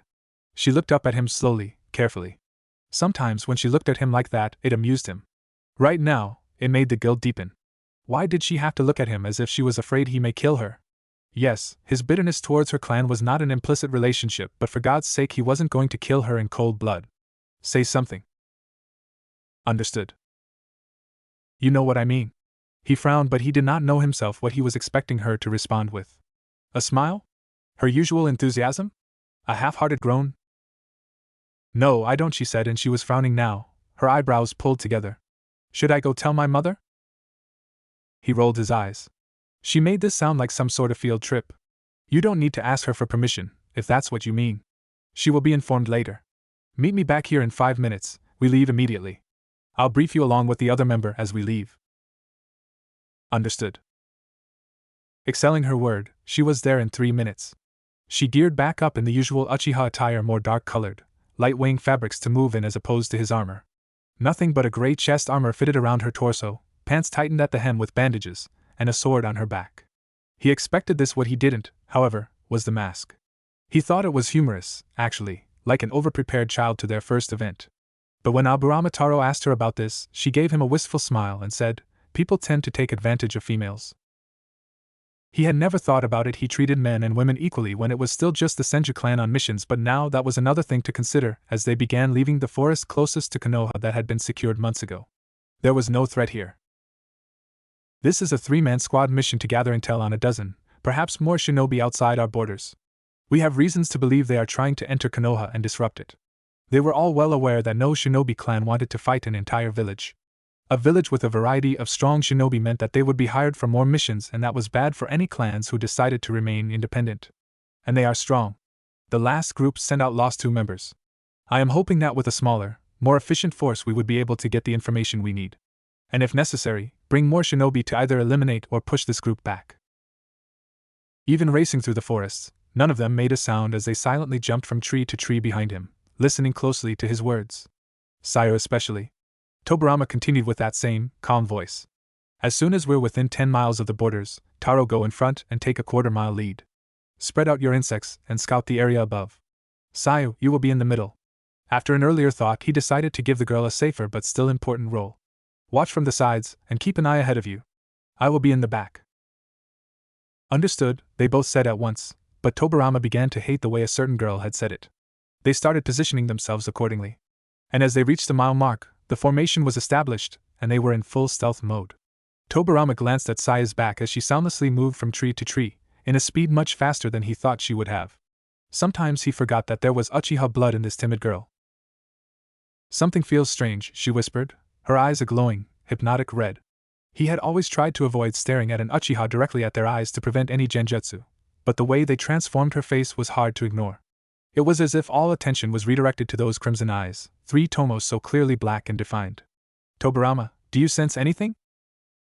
No, he replied, carefully surveying the area, not within a 3-mile range. She frowned but didn't slow down. Are you sure? She asked.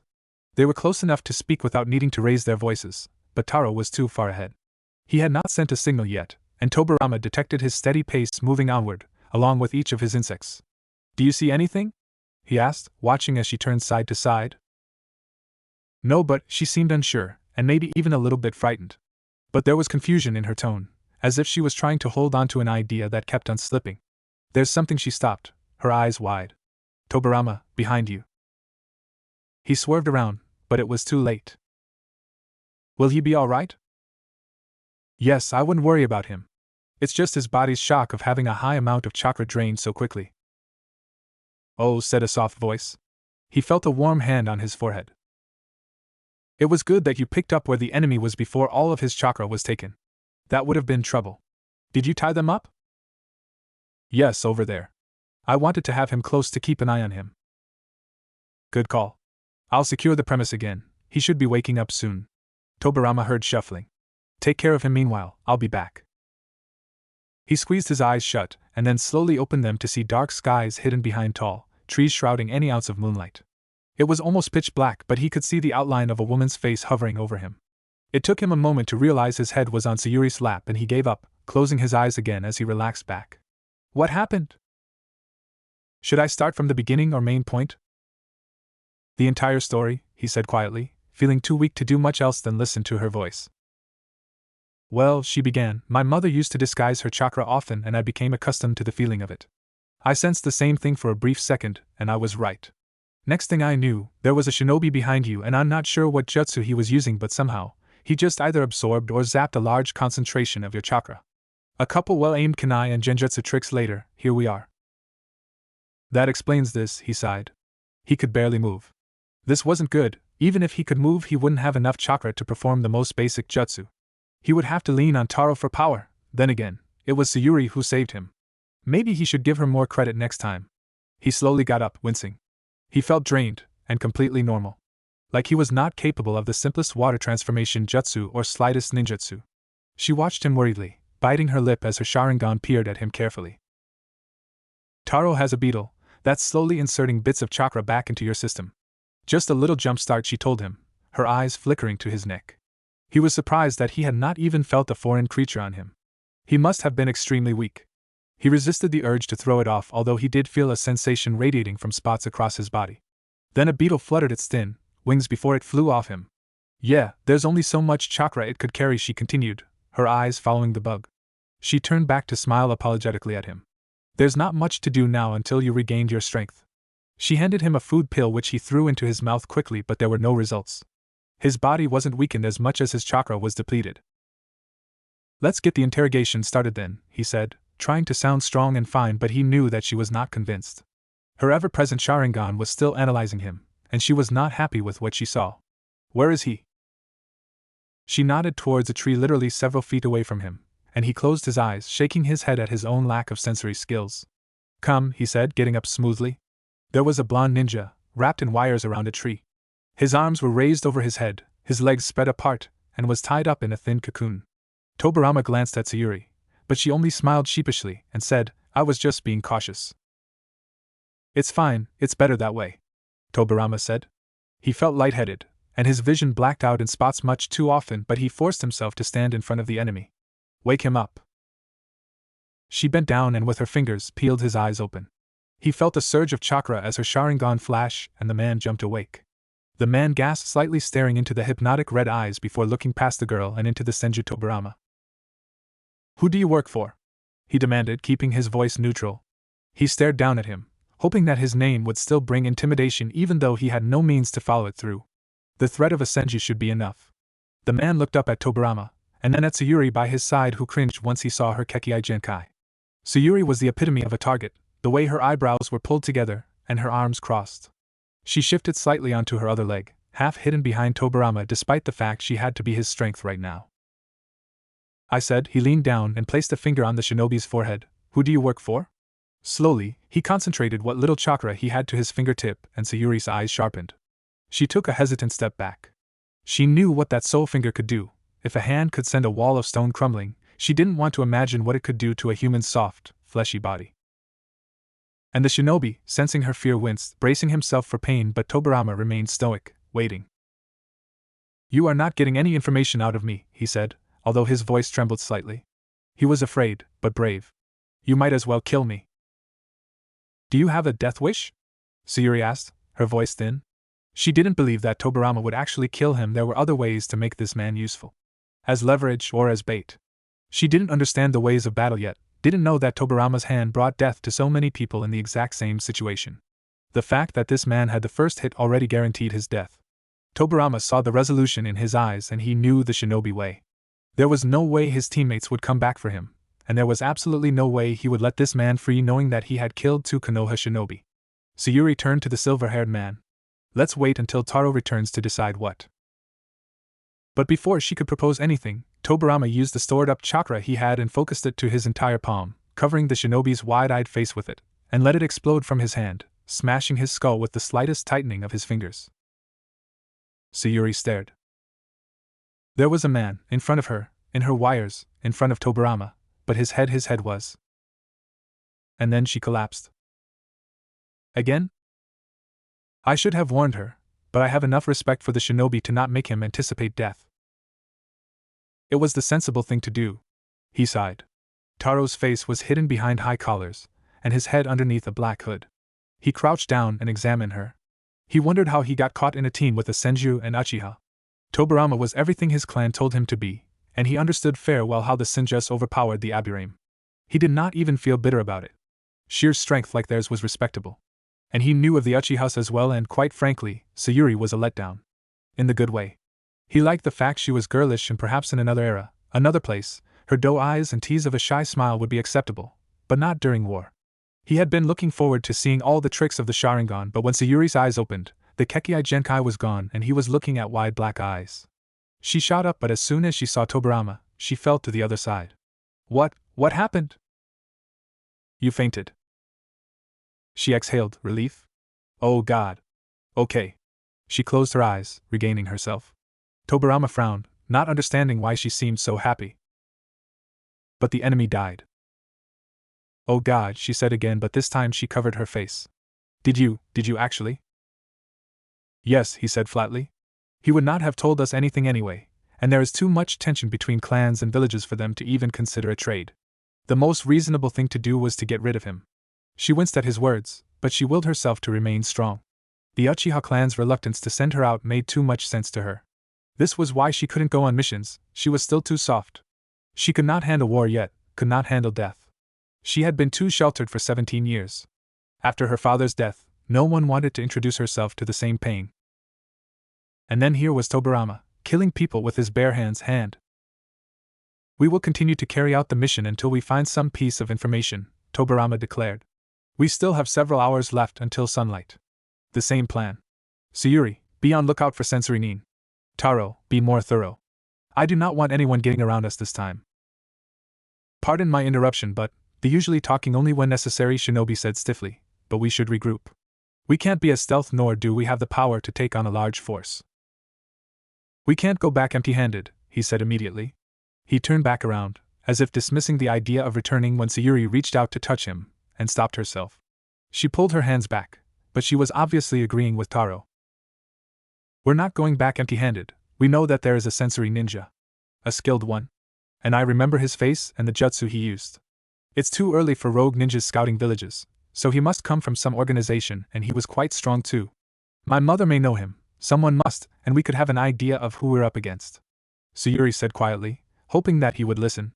It was 2 against 1, and as soon as he turned back to see Taro's still and disapproving expression and Sayuri's worried and apprehensive eyes, he sighed.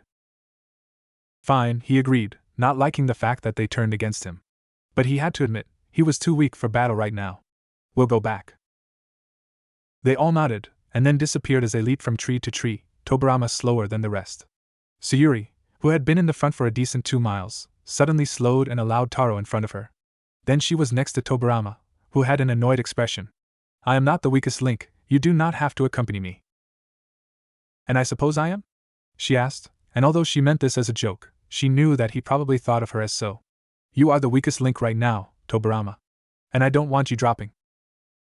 Look who's talking. She flushed. His tone was icy, and he would not look at her.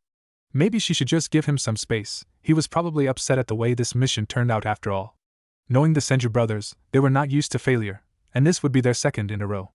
It would do no good for their egos. Men. Fine, she said with a frown. His annoyance triggered her own. What gave him the right to brood anyway?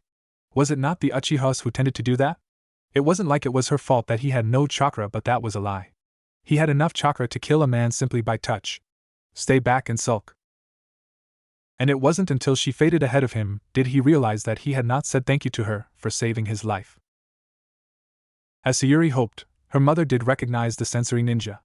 After Sayuri had broken down the jutsu with each hand seal, and there were plenty of them, in front of the council, They named him someone of the Kumogakyu village. Then she was left in the dark with what they did with this information, and Tobirama along with Taro was nowhere to be seen. Sayuri, Hikaka called out. She was outside the Uchiha compounds, sitting by the river with her feet in the water when the man called at her. She looked up in that way of hers, like a child about to get scolded before a smile melted across her face. But it was a sad one, and that did not pass by him. I heard you completed your first mission today, the brown-haired Uchiha said with a genuine smile. Yeah, she said quietly, not looking at him as she paddled her foot in the water. It was already dark again, the day had slipped by her. She had returned early in the morning, wandering around until she found her spot here. Then, she didn't move. Next thing she knew, night had fallen and Hikaka was here. Most of the village was asleep, with the exception of any incoming and leaving shinobi. Hikaka was in the latter category. Aren't you hungry? He asked. She shook her head. That tense? A bit, she admitted. But it was a lie and her stomach curled at the thought of it. After going on for this long without food, she didn't think her stomach could take it. Did something went wrong? Not exactly. He looked at her curiously. Do you want to talk about it? She shook her head. She didn't want to bother him with her childish guilt. She knew that this life was filled with death, and it was better the enemies than someone her own side. And then the man killed 2 men already, so it made sense, right? So why couldn't she get over the image of being surrounded in darkness, seeing Tobirama like a silver and blue beacon, only to see his hand reach out to crush a shinobi's skull? The blood on his fingers, a death so swift the man could barely even scream. She repressed a shudder, closing her eyes instead. It's fine. He examined her warily. You're not, but I won't push. He got up and she watched as he left. Oh, and Sayuri? He called out over his shoulder. He didn't do anything to you, did he? She looked up at him sharply. What? She asked too quickly. Who? He didn't turn around. You know who. No, nothing happened, she said, back to her quiet self. She felt her cheeks heat up. Why was everyone assuming that Tobirama was doing something to her? He wasn't. He was doing something to everyone else, putting her mother and Hikaka both on edge, following his brother's request, killing others. Hikaka stopped, but he didn't turn around. Your mother is worried, Sayuri. Go home, he said once she pulled her legs back. She had to do that once in a while, so that the skin wouldn't wrinkle up. It was the only movement of the past several hours. Her body was immobile, but her mind raced between topics back and forth. Later.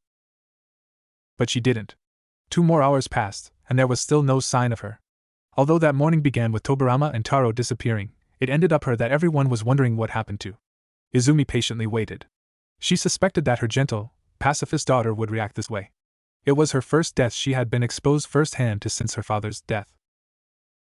But when midnight came, Izumi decided it was time to go get her daughter, or at least comfort her, and keep her company before she left. There was no more retirement for Izumi, and she was sent to eliminate this group of ninjas along with several others who had encountered Kumogakyu nins before. They were a powerful bunch, but she wasn't too worried. But when she arrived by the Naka River, someone had already beat her there. As soon as she stepped out, her breathing stopped. She saw him. The tall, fair-skinned man with silvery hair, made even lighter in the moonlight. He didn't stop, didn't announce his presence as he sat down next to her daughter. When did they become so comfortable with each other's company like that? Izumi watched, hidden. What are you doing, Saya? You know, she said quietly, not looking to see who it was. Although it had only been several days, she could recognize that voice anywhere. Sitting here. She hunched her shoulders, her palm pressed tight against the dirt next to her as she kicked the water. She had not yet fully removed her gear, although the mask was thrown behind her and the outer layer was behind the tree several feet from them.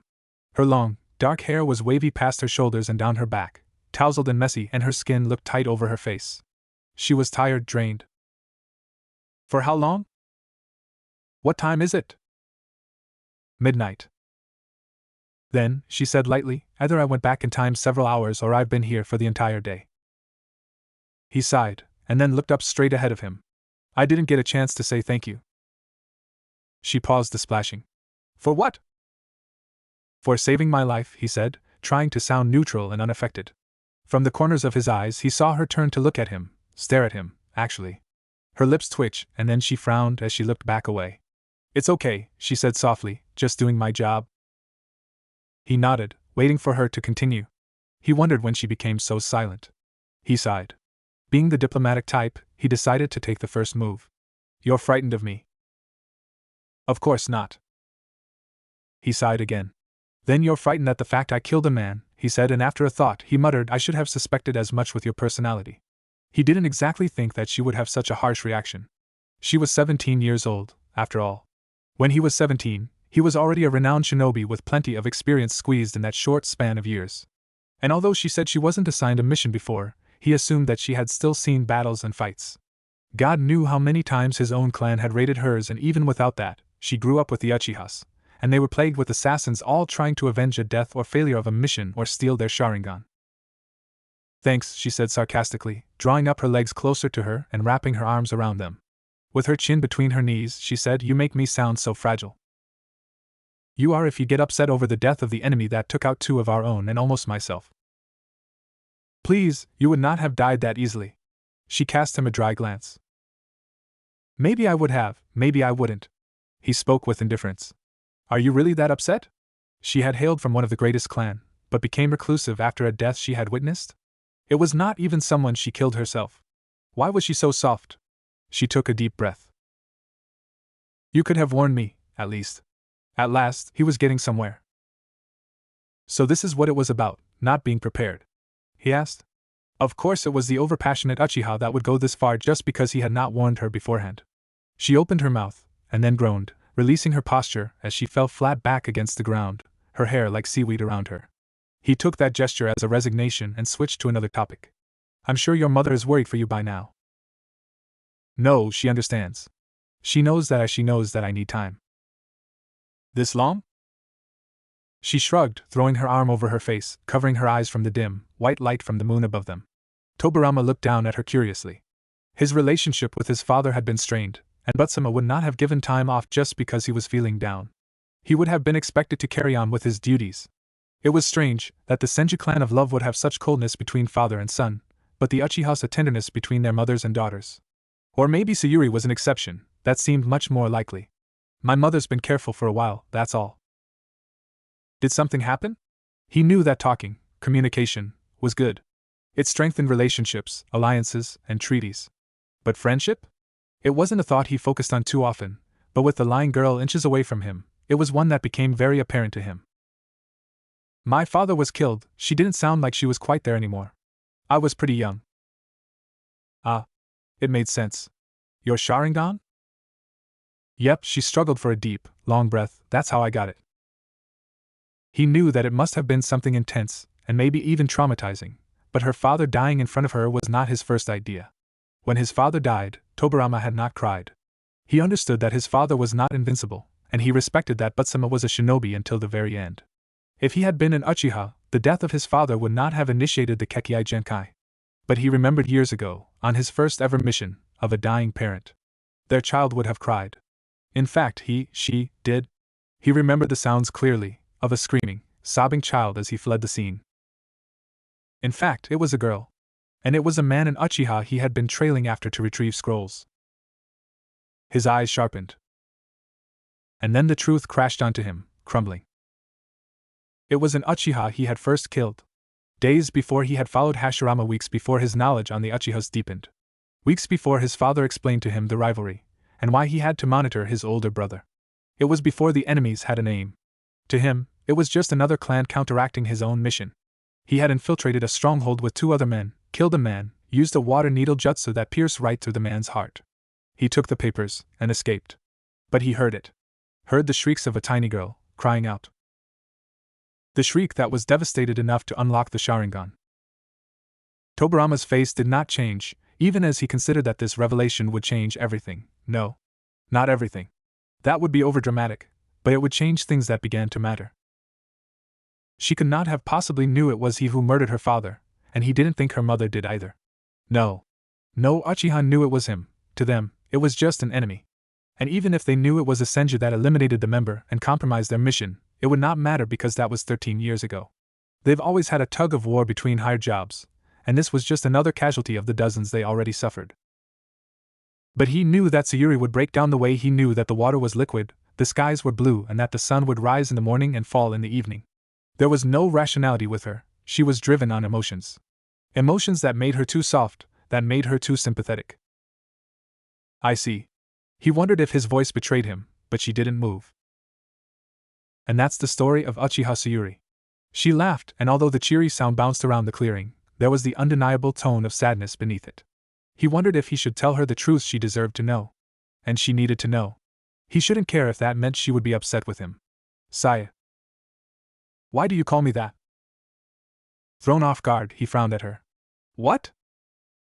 You call me Sayu, she said, and there was that same dreamy tone, like she was just rambling her thoughts. I've never told you to call me Sayu, and no one ever does. Would you prefer I call you Sayuri? He asked. He had never thought he overstepped a boundary by shortening her name, ironic with the length of his own. He wondered if she thought that indicated some sort of intimacy. He didn't think about it before. She shook her head. No, I like Sai, she murmured. With the turn of conversation, how could he draw her back to her Sharingan, her father? He couldn't. Not now when she was vulnerable enough already. Another day, he would tell her. Tomorrow. So what's happening now? He was glad that she was so easily distracted.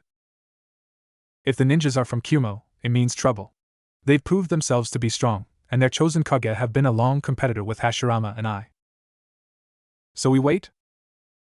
We make sure they gain nothing from their expedition here, and keep up routine patrol. No shinobi in or out the village unless specified. Another squad is heading out tonight to thin out their numbers and to prevent any outgoing messages between the ninjas here to the hidden village.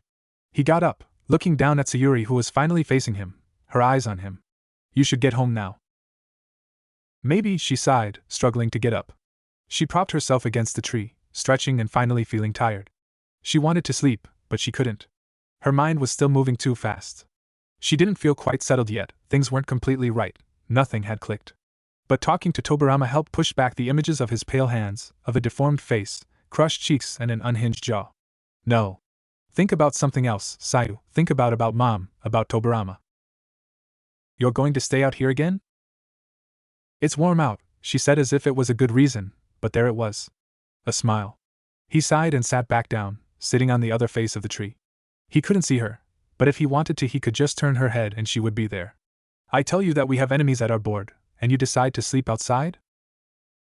Are you staying out here? She asked sleepily. He closed his eyes, crossing his arms as he leaned back against the tree. To make sure you don't get killed, yes. He stopped. I owe you that much. She laughed. Laughed. And just as her eyelids became too heavy, she murmured, Thanks, Tobirama. But he didn't feel at ease. She would not be thanking him after she discovered that it was he who killed her father. That it was he who was the root of her Sharingan's activation. He that made the Uchihas impose pressure on her as the girl with the Sharingan. He that made her depressed for the past hours. And each slow, steady breath he heard from the sleeping girl beside him, the guiltier he felt. But when did he begin feeling this way towards anyone, let alone an Uchiha? When the sun came up the next morning, Sayuri let out a huge yawn and stretched, rubbing her eyes. She felt sweaty and dirty and her stomach twisted with hunger. She hunched over, wincing as she lost the feeling of refreshment. Rubbing the crust out of her eyes, she slowly got up, on her knees first, before she realized who it was sleeping right next to her. It was amazing how much younger he looked without that perpetual disapproving frown, or analyzing eyes. She forgot that he was only 4 years older than her, but had years, decades, more experience, more skill than she could ever imagine. And she was frightened of that, of the gap between them. But that was natural between teacher and student, and she knew that he wouldn't kill her. Hey, she whispered, hey, Tobirama. She gently touched his shoulder, but his eyes had already shot open and stood up slowly. He had refueled already, so the fact that he didn't sense her nerved him. He was getting too familiar with her presence, and that could become troublesome. You fell asleep. So I did, he said, trying to make it sound casual so that she would not think too much of his mistake, but he didn't get away with it. A smile pulled up on her face. I could have died, you know. She teased lightly, dark eyes bright. He wondered how she became so happy all of a sudden. Was she not mopey and bothered only hours ago? His pragmatic side told him that it was sleep that energized her, yet there was that slightest whisper in his head telling him that it was he that made her feel better. Good job, Tobirama. He rolled his eyes, crossing his arms. His eyes flickered past her shoulder, back at the walls of the Uchiha clan. He could only hope that nobody decided to take a stroll outside. A stranger seeing him sleep at a tree alongside a girl like her, that would also be troublesome. One thought led to another, and he was thinking already about telling Sayuri the truth about her father. Sayu, he said slowly, what are you doing today? She blinked, and her pale face flushed. Training, she said, not looking at him, the usual. Good, he said quickly and began walking away. Meet me back here in the evening. Sayuri felt butterflies in the pit of her stomach all day long. Even as she stood in her kitchen, waiting for dinner with her mother once she arrived home, that nervousness continued. When she came into the compound this morning, it was Lady Kyoko who told her that Izumi had been recruited on the special squad to take care of as much Kumo ninjas as possible, but she should be returning tonight. It was more of a catch the stray than a mission with an objective to kill. It was almost evening now, and Sayuri had been obsessively cleaning the entire household, cleaning herself after 2 days of being away from home, and she even prepared an intricate dinner, and now the waiting. She tapped her chopstick against the bowl nervously, throwing glances over her shoulders every couple seconds. The bowl of rice and plates of cooked and seasoned vegetables and fish in front of her was long past its warmth. The anxiety ate away at her chest, and she gave up on eating. For the past 2 days, barely anything had passed through her lips, and she couldn't bring herself to feed herself, not when her mother was officially past the time Kyoko expected her return. When she glanced out the window again, she noticed the sky was darkening. Now, another nervous anticipation. Tobirama. She had no idea why he wanted to see her tonight, whether it was for training, a follow-up, or to talk. She liked talking to him. He was reasonable. He stated the things she tended to miss, and she couldn't quite explain it, but it was like his every word helped her thoughts flow better. She went to her room, looking at the mirror quickly. She looked cleaner. Too tired, but clean. It would be okay. Tobirama was okay with her so far, she shouldn't worry about how she appeared now. But as soon as she left her house to meet him, she stopped. What if her mother came home? She wanted to talk to her. It had been too long, and despite the fact that she was 17, she would freely shout out that she missed her mother. No, Sayuri had to wait. She took the route out of the neighborhood her mother would have to take to enter, hoping to cross paths with her, but no one. But she did, however, saw a certain man waiting by the river. For once, his arms were not folded, rather his hands were in his pockets as he gazed over the forest. He stood there motionless, his profile in sight. He looked lost in thought, peaceful. She didn't think she had ever seen him like that, and she almost didn't want to disrupt him, but her mother Tobirama, she called out. His head turned slightly at her, nodding, but he wouldn't move. Do you mind telling me whatever it is somewhere else? He raised an eyebrow, but didn't speak. He was being careful with something, she noticed. Tensed. Like waiting for a bomb to explode. Was he always like this? I want to wait for my mother back home, she explained. His mouth twitched. This wouldn't be good. It was asking for trouble if he admitted to his crimes in the central of the Uchiha compound. She wouldn't be quiet about it either, and he was fairly sure many would come to the sound of Sayuri's cries. But out here, he could prepare himself for it. He was confident that she would break down. He could guard his expression, be sympathetic without crossing the line. He would be patient, and help her home. But the change of the environment was an option he did not consider. She looked up at him, her black eyes wide. Pleading. Please? He sighed. If he was about to tell her that he killed her father, at least it would be on her term. He frowned, crossing his arms and nodding back towards the compound in agreement. She exhaled, relieved. Thank you, she breathed out, thank you. Come quick.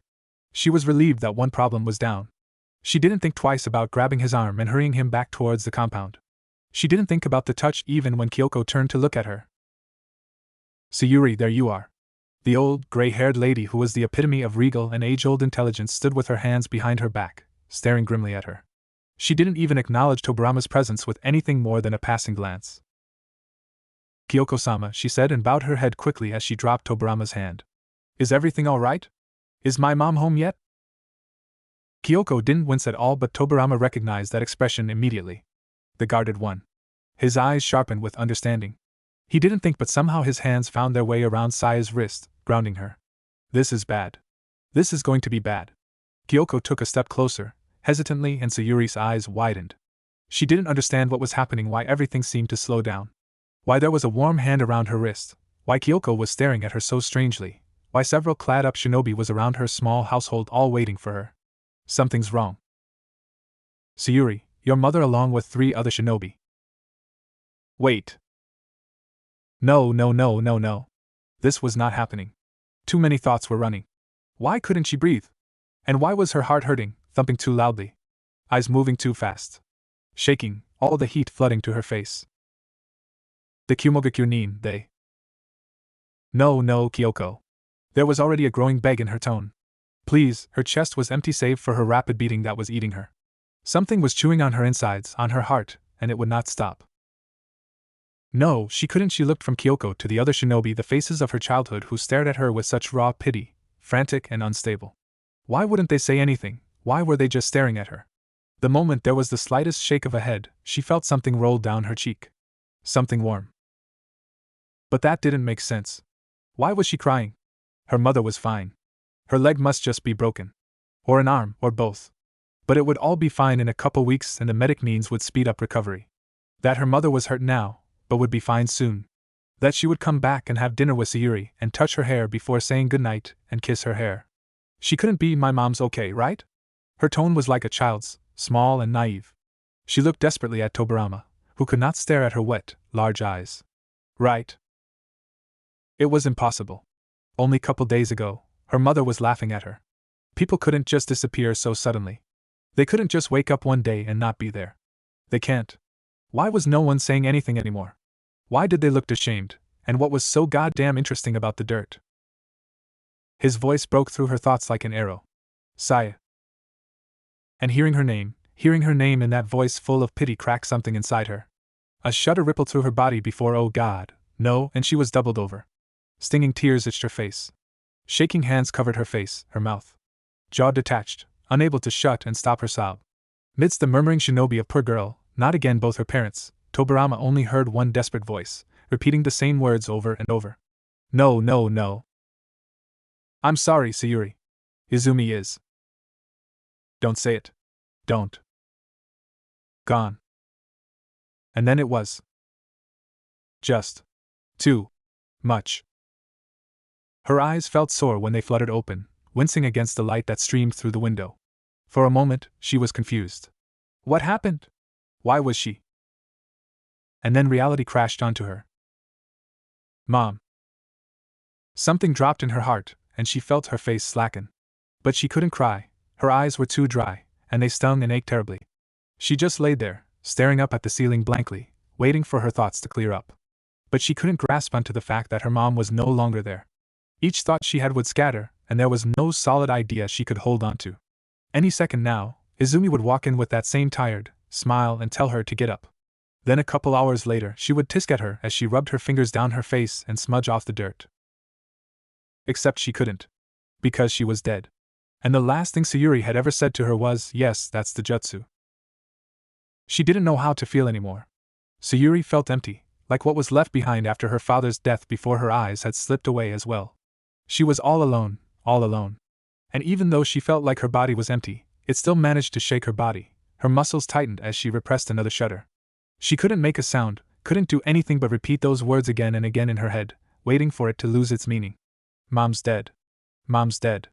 Mom's dead. Mom's dead. But it didn't, and wouldn't, and the reality of it did not change. From the corners of her eyes, she saw the door slide open, and there walked in Tobirama. And for some reason, his careful, slow movement triggered something inside her, and it became that much harder to not just break apart again. You're awake, he said, and held her a cup. Here, drink. You're dehydrated. She did as she was told, sipping the warm tea slowly, but it didn't help the dryness in her eyes. She felt it flood her empty stomach and recoiled, pushing the remains back, and he didn't pressure her. His expression was guarded, careful not to look sad or overbearing. How are you feeling? How should I be feeling? She countered, looking at him passively. She didn't know how she was to react anymore. She didn't want to cry. She didn't want to scream. With each passing second, she couldn't remember why she had cried so loud, so much. All her tears, for her mother, her father, was gone. And if she had to be honest, there was only one thing she wanted right now. And when he didn't answer her, she continued. I do know what I want, though. Name it. Exactly that, she said softly, pushing back the blankets. I want the names. His eyes flashed with understanding. There it is. The curse. And what would you do with that information? Do you know who did it? She asked instead, squeezing her fist, clawing into her palm to cease the shaking. Who killed my mother? Sayuri. I'm asking you again. Why do you need to know it? She got up, unable to keep still no longer. She was moving around her room, shuffling through weapons. And it was as if everything just stopped. From one moment, she was slow and out of touch, and then she was frantic, desperately searching. What do you think, Tobirama? She asked quickly, flipping a kunai over and inspecting it through tired, puffy eyes. They killed my mother, then a hand was on her wrist, making her drop the blade. When she scrambled to get it, she felt the threat of tears of frustration, but there was Tobirama, sliding in front of her and keeping her still, his eyes never leaving hers. He did not think that Sayuri would succumb to that ideal, the curse of hatred he had observed so clearly in Madara. She had been so different. And what are you going to do? Kill them? Avenge her? He asked coldly, hoping that she would see how irrational she was being. She wasn't thinking clearly, she was too consumed with the hatred that had once been love towards her mother. As always, she was feeling too much. And as shinobi, she had to control that. That's why you killed that shinobi, wasn't it?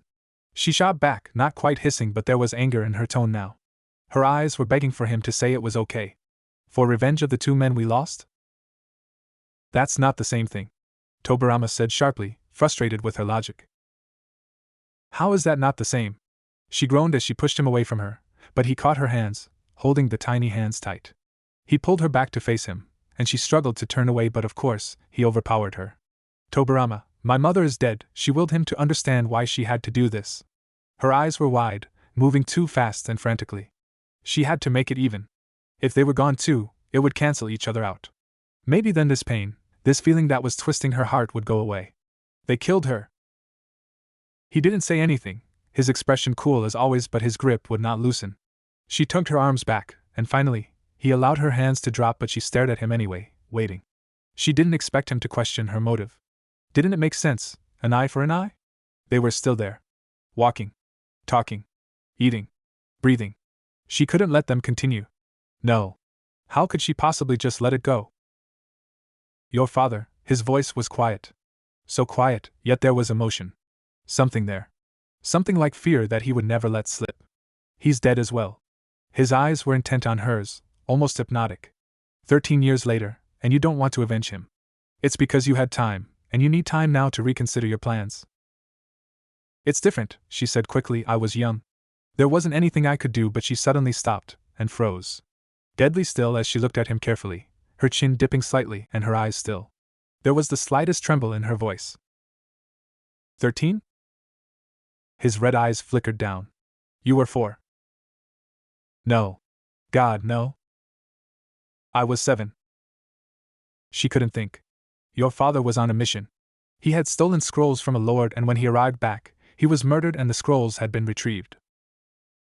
She couldn't breathe, and although there was a very obvious explanation of how Tobirama knew all of this when she had never told him, when no Uchiha would ever tell him, she couldn't see it. She refused to see it. She just stared at him, waiting. Not breathing, afraid that it would shatter her calmness. They didn't find the weapon, did they? His voice was soft. Of course not. It was a water jutsu. Her eyes that had been flashing with plans of revenge, of anger, of confusion, softened. No, her voice was barely over a whisper, Tobirama, no.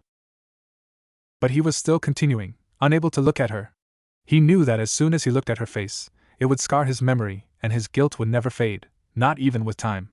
It was my first mission, he said in a low voice, my first ever assassination one. I didn't even know it was an Uchiha. I would have never entered the... Her hands flew to her head, clawing through her hair, as she swung away from him. No. He couldn't possibly be linked to her past. She took a deep, shaky breath. You didn't. But he had just admitted it. He knew details she had not. She could lie to herself about a lot of things, she could let her excuses carry her away, but this truth was glaringly standing in front of her, unable to meet her eyes. Tobirama, the Senju Tobirama, the voice of reason, killed her father. Are you going to kill me as well? He asked quietly, challenging her. She couldn't find the words. She couldn't speak. Maybe if he had told her this before, she would feel something. Pain. Unexplainable, overwhelming pain. But shock emptied her. And now she had lost all that. There was nothing fueling her anymore, and suddenly, she was just exhausted. She had no one. Get out. He finally looked at her quickly. Sayu? Get out. She repeated again quietly. She refused to look at him. Now. Sayu. But when she looked at him, those black eyes were no longer happy or shy or confused or tired. They weren't even angry. They were just empty, cold. Unreachable. I said, get out. And faster than he could react, she picked up the kunai and stabbed it through his side, pushing her body against him and driving it through. Cloth, flesh and muscle against her blade. The breath was knocked out of him, his eyes wide with shock as his hands circled around hers, around the blade that was being warmed with blood, his blood. I'm giving you a warning, Tobirama. Ah, brother, you've heard. Tobirama looked up at Hashirama, who was for once not geared up and instead spending a day strolling around the village with his wife. Mito took one look at Tobirama's grimmer than usual expression and whispered a word to her husband, before touching her brother-in-law's shoulder and leaving the two Senju brothers alone. How is she? Hashirama asked gently, his dark eyes genuinely worried. Is Tobirama? There was a slight wince in his eyes, his hands cupping the wound. He had already began healing it, but the internal damages took a little longer. I'm fine, he said stiffly. It's her that you should worry for. His eyes flickered down at the wound, and he nodded with understanding. The Senjus were praised for their medical ninjutsu, and he didn't have to worry. His mind ran through different scenarios of how this could have happened. What would make a girl like her stab a man after finding out her mother was killed?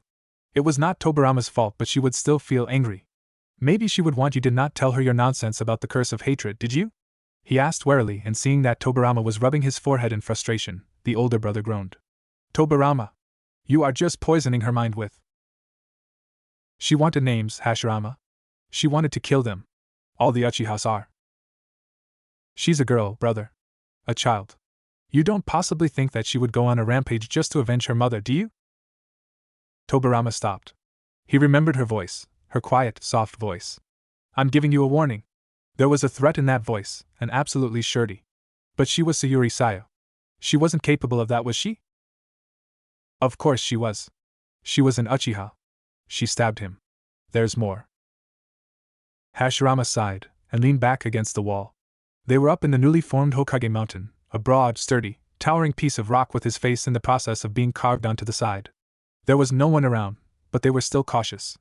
His brother's blank expression made him only more tense. Quietly he said, Tell me. Tobirama didn't hesitate this time. I killed her father. Hashirama opened his mouth, but like Sayuri, he could not find the right words to say. He straightened up, staring at his younger brother like a stranger. Although this was the man that he vowed to protect, of course it often went the other way around, and the only person of their father's intermediate family that was still alive, he could not recognize his brother as a murderer. There has to be more to it than that, he said quietly, wishing there was a good reason. Tell me there's more. It was a part of the mission. You didn't know. I didn't. Hashirama relaxed slightly. Hashirama had killed as well.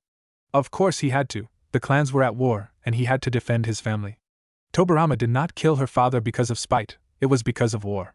He contemplated the situation. But what could he possibly say? He didn't believe in the curse of hatred that his younger brother was adamant about. He couldn't believe that the Uchihas who loved too fiercely would become evil if that loved one were to die was a trait passed down by blood. It was in everyone. And Sayuri, with both her parents gone, killed as another casualty, she had every right to feel that pain, that anger. But that didn't mean it was the curse. It was human nature. She's a girl, Tobirama, of course she's upset. But it is not the curse, there is no such thing. Tobirama snorted, but that brought back the pain, and he had to breathe in deeply. You've seen it before as well, brother. He frowned. I've seen many hurt, yes, but not the curse. But she will get through this. Many do. We've lost our parents.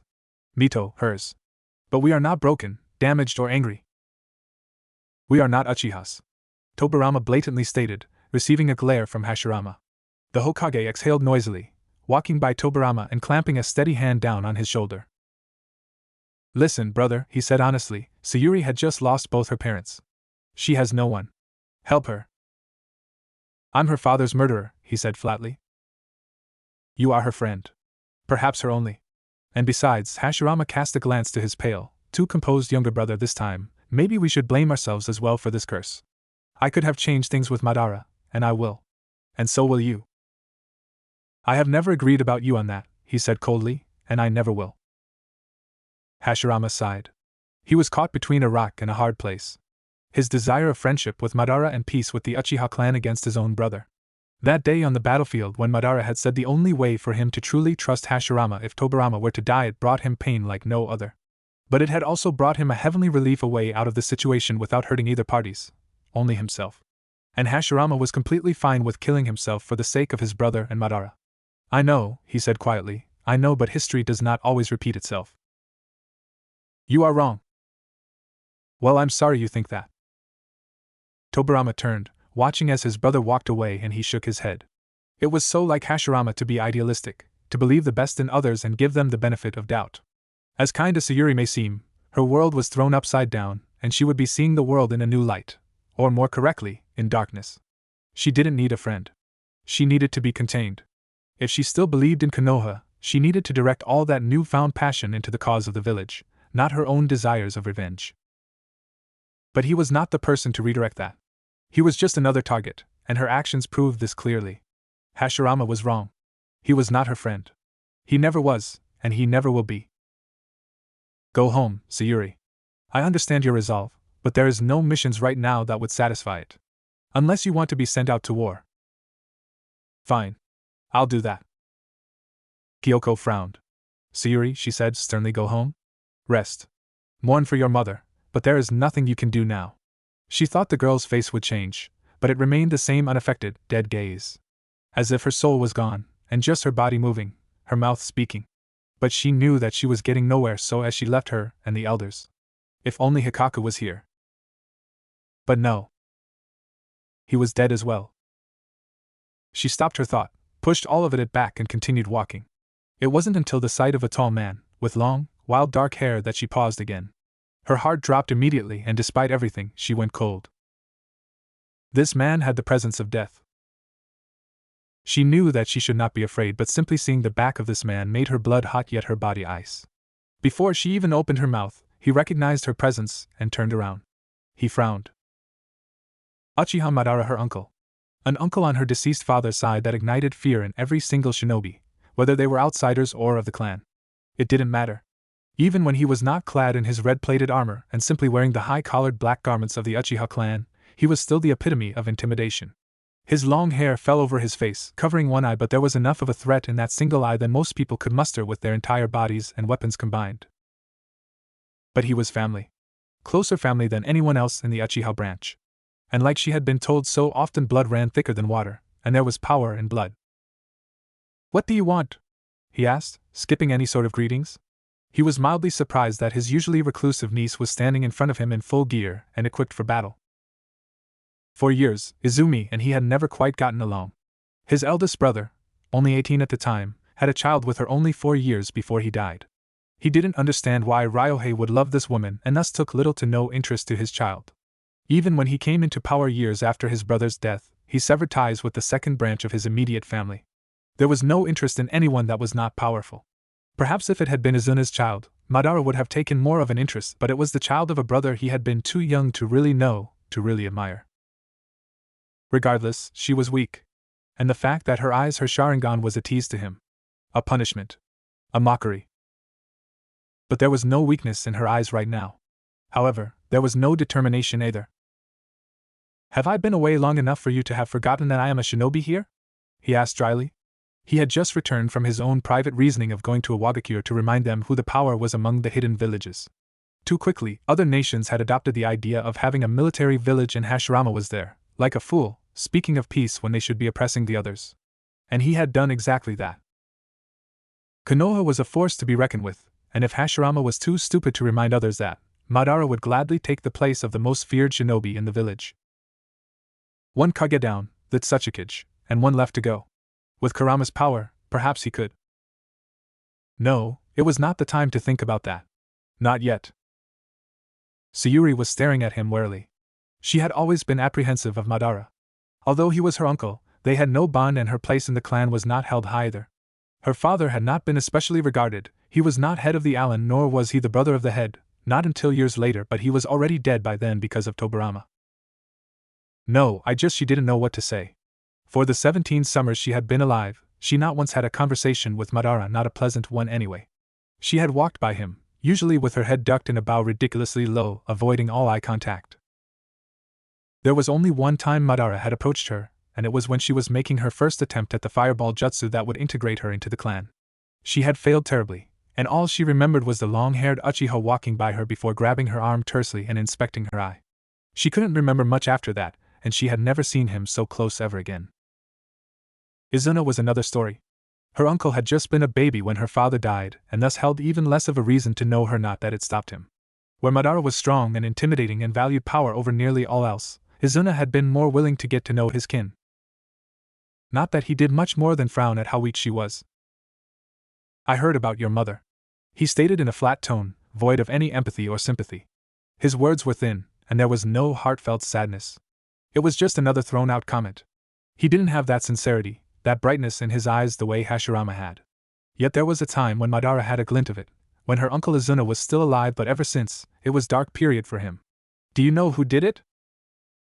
Her eyes flickered up to him, an interest glinting up in those same black eyes. It did not go missed by Madara. "No," she said quickly, "but I wish to find out." "And what would you do?" he questioned, tilting his head, slightly amused. Now this was something interesting. The infamously black sheep of the Uchiha clan finding an interest in killing? Would you hunt them down? She didn't hesitate. "Yes." His eyes widened a fraction, surprised at her response. She was always been such a quiet child. She even reminded him of Hashirama a long, long time ago. But it was clear that Uchiha blood ran in her veins the way she was keen on revenge. And it made sense. Both her parents were dead, and she only knew the murderer of one, so with anger over two deceased loved ones, it would be taken out on one unlucky shinobi. "No," he said slowly, "I don't. But I can find out." "Please do," she said quietly. At least not all of her personality had disappeared. "Your name?" he demanded, crossing his arms. He was her uncle, but he was also the head of the clan. He recognized her face, but her name was another story. He knew Izumi's, but that was only because she was a distinct member of the clan. Her daughter, on the other hand, was a different case. She was always referred, in his mind, as Izumi's daughter. Uchiha Sayuri. Her face didn't change. She wasn't surprised that he did not know her familiarly, even though she would never, ever forget the name Uchiha Madara. "Would you really kill them, Sayuri?" he asked now with genuine interest. The prospect of Uchiha Sayuri, daughter of pacifist Izumi and his brother Ryohei, murdering another entertained him. Hearing the words aloud, her resolve faded just the slightest. If it wasn't for the fact that now she was thrust into the world with nothing holding her back, no parent to protect her, no friend to ground her, and only a clan that would push her to achieve more, to be better, to be stronger, she would have shrugged. But the emptiness she felt demanded for relief, so with absolutely confidence behind a quiet voice she said yes. Perhaps she would live up to the Uchiha name. He could use her. And with all the speculations he heard among the clan of a girl and a senju. Tobirama. His eyes flashed. She could not kill him with power, for she lacked it. But she had one advantage that he knew Tobirama had never given to anyone. She had surprise. And it also was not as if he could not smell the blood on her hands. His eyes flicked down. "You have the blood of Tobirama on you." "I stabbed him," she told him unblinkingly. "Heh." He smirked, amused. He looked past her, inspecting the area. There was no one around. Walking closer, he placed a finger underneath her chin and tipped her face up closer to his. She watched him carefully, but it dulled in comparison to his own gaze. He was looking at her like a piece of weapon, like a smith before planning the mold. Shivers went down her back and her breathing lengthened at the proximity of the feared Madara in front of her. And although she knew that he had no reason to, Sayuri had the same spike of fear of being killed in a blink of an eye when he touched her. "Show me your Sharingan," he said quietly. Immediately, black eyes shifted into glowing crimson. They looked different on a woman, he noticed. She was not old enough like Kyoko to look deadly in them. The Sharingan was too distinct in her face, too captivating almost. He frowned. "No, Sayuri."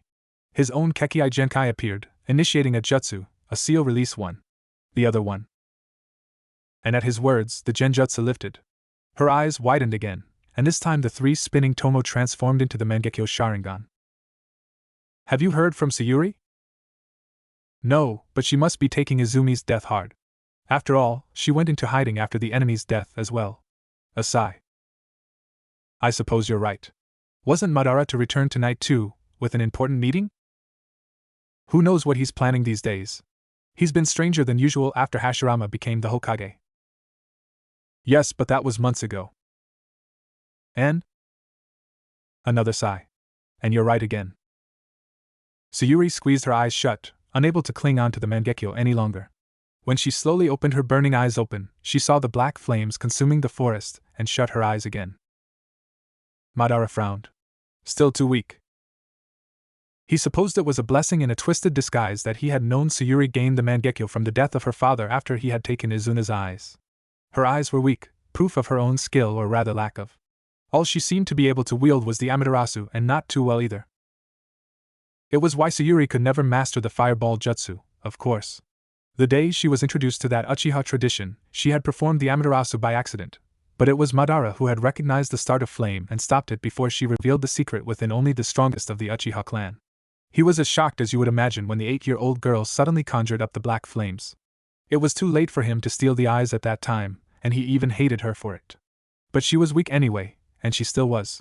Regardless, he sealed it away in case he would come upon a time he needed a fresh pair of eyes. As a result, she could not get the fireball jutsu, not without unleashing the Amaterasu. And now that Madara had unlocked it, she had access to the Mangekyo once again. Almost a decade later, her left eye bled from the strain, but training was necessary if she were to avenge her mother's death and perhaps even her father's. That's enough. Having Madara as a teacher was something not to be praised. It was something to be feared. Failure in front of him brought her horror, and compliments and explanations were out of the question.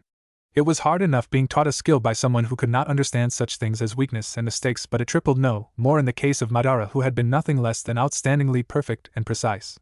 Blood, sweat and tears was not even the beginning of what she had to sacrifice around him. She nodded, panting, one bleeding eye squeezed shut. The pain was burning through the back of her skull, but she knew better than to complain. There was no one to complain to.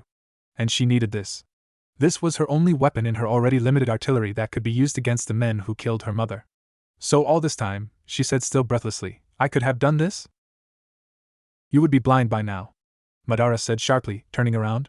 When she opened the eye, slowly, painfully, it was black again. Of course, Madara thought bitterly, still too weak to even maintain it. She touched the rim of her eyes hesitantly, her face twisting when she saw the blood on her fingers. Be thankful that I even unsealed it. Along with her memories about it, she didn't say out loud. All of her childhood, Madara had been stoic. Now she knew why. Her mother had known that he had something to her that one evening, and it explained why her mother never liked the clan leader. She flexed her fingers, staring after the tall man with long, spiky black hair. Should I seal it again? He asked hesitantly, although she doubted he was asking her. He was probably just thinking out loud. He had meant to only unseal them so that she could strengthen them. He didn't expect her to be strong enough to ever fight him when he needed it, of course, but he didn't want a weak Sharingan in his possession with no ability he did not already have. She shook her head, her hand over the throbbing eye. It's fine, she said quietly, I could handle it. Do not activate it again unless I am present or you are facing who you want to kill. She eyed him carefully. And when will you be back? He did not miss that she disregarded his latter statement. Madara looked out, past the forest and into the sky. He thought about the current events. This was the time. With Izumi dead, there should be less reluctance to he becoming the Hokage. The clan was weaker now without Hikaku and Izumi. They would turn to him. They needed a strong leader. And he was strong now, practically invincible. This time, he could beat Hashirama. He thought about the tailed fox that would await him, either with or without the Uchiha's support on the matter. But it turned out that he would have to work without his clan's operation, and that night, he left the village. It was also the night that Hashirama stepped out of his home, and into where the Valley of the End would soon be built upon the ruins. Madara was dead. That was the first thing she heard when she opened her eyes the following morning, whispered among the Uchiha clan. The sheer impossible idea of the Madara dying had shocked her enough to make her think that the entire world was against her, and that if there was a god, he was laughing at her. It seemed like everyone she knew was dying, so maybe the true curse was that everyone she cared for would die. Her father, mother, Hikaku, and now her uncle. It was a terrible, irrational thought, and yet she indulged in it. From leaning on the tree, she allowed herself to fall over so that her face was against the damp, dewy grass. She closed her eyes and simply stopped. It was another day when nobody had heard from Uchiha Sayuri. Some said she had killed herself. And she thought about it. There was something about the lack of drive, the lack of anyone close to her, that suddenly dropped her spirit. Days ago, she had a life, an ambition. She had a mother to look after her, an idol to train her, a man to keep her on edge. And then that all crashed and burned. And then she talked to Tobirama, and things were okay. And then her mother died. But then she was driven, the opportunity of power and family an option again, yet Madara died too. And now, here she was. Completely alone with this blinding eye and no idea what to do next. Tobirama had been right. He always was. She was just feeling too much, and now, all that energy had drained her. I don't know what to do, she whispered, talking to herself. Maybe she should die too. Catch up with the others. Maybe death would be a solution. And somehow, mid-thought, she drifted into sleep for the first time in days. Tobirama, perhaps you should go home and rest. Weary pupilless red eyes looked up to equally tired, gray and flat ones. I'll stay with him, Uzumaki Mito said kindly, her hand running down her sleeping husband's face. He could hear his brother's steady breathing, but it wasn't too much of a comfort for him. All Tobirama could remember was Hashirama whispering, "He's gone, Brother Madara's gone," in a broken voice. He remembered that defeated look in his brother's eyes, something he could not understand since Hashirama had won the battle and ensured the safety. But he was torn. He remembered Hashirama's arm around his shoulders as he helped his older brother out of the destroyed valley on one side, and his wife, the Jinchuriki, on the other. 3 days had passed since then and Hashirama was still recovering. I think you should rest, Mito, he said stubbornly, you just had a very traumatizing seal. Mito sighed. She was bothered, and she was very, very aware of the beast that was trapped inside of her, but her worry for her husband beat the whispers and growls she heard in her mind. I will be fine, being next to him helps me, she said quietly, her hands now in Hashirama's, holding on tightly. She felt him squeeze her fingers and a smile lit her face, softening her eyes. Tobirama felt the moment coming upon him and gave up, leaving the couple together. Fine, be care, he abruptly stopped, his head snapping up and moving to look at the door where he felt a familiar chakra enter the hospital. Be careful, he finished quickly before walking out the room. He did not hurry his pace, nor did he seem as if he was in a rush, but the thought had popped into his mind with that same urgency. Was that Saya? He followed the flickering, too small amount of chakra that he sensed before he ended up in a room where a recently hired and still learning medic Nin saw him and stopped him immediately. You can't go in there. His eyes narrowed at her, and she faltered slightly. And why not? The patient is in critical care, her body deprived of. Wait, are you the Hokage's brother? He had a name, of course, and a very well-known one at that, and it irritated him that she did not recognize him. He didn't answer her, deciding that the glance he gave her was an obvious enough answer. He walked into the room anyway and was astonished to see not a single familiar face there. They were all barely good and learning medic needs, none of them the skilled ones of his clan or another that helped his brother. If she was sick, shouldn't she get the most proficient help? And she was sick. He was surprised when he saw the girl laying on the bed. It had only been 4 days since he had last seen her, but the weight she lost was clear in the way her skin stretched tightly over her cheeks. There were shadows beneath her eyes that had not been there 2 weeks ago since he had met her, and her hair was oily and matted with dirt. I'm sorry, you can't be in this room right now. He's the Hokage's brother, the earlier nurse whispered urgently to the man that was examining Sayuri. Please excuse yourselves, Tobirama said in a stern voice, no longer feeling like entertaining these people. He did not want to sound like a dictator, but yet now, preferably. They looked shocked and wary, but they held no stand against the Senju and nodded, leaving the room quietly. He closed the door behind him and then slowly forced himself to face Sayuri. Sure, she had stabbed him. Warned him, threatened him, rather. But it wasn't that he took her lightly or thought her weak, but the idea of him dying by her hands was implausible. Sayuri could not truly hurt him. Curse aside, she could hate him and hate the village, but her and murderer did not go together. After having time to think about it, perhaps Hashirama had been right. Perhaps she was just being over-emotional at that point, and she would settle afterwards. Besides, he knew that emotions triggered a stronger Sharingan, but hers had already reached the 3rd stage. But if she had been completely serious, then so be it. Let her try to kill him. Her unpredictable mental being would just be another enemy to him. If he absolutely had to, if it came to her or the village, then he would have to. Mom? He blinked and looked at the girl. Then he sighed and really looked at her, imagining her chakra flow. He predicted it would be weak and minimal given her state of health and the fact that even with this proximity, it was barely enough for him to pick up on it.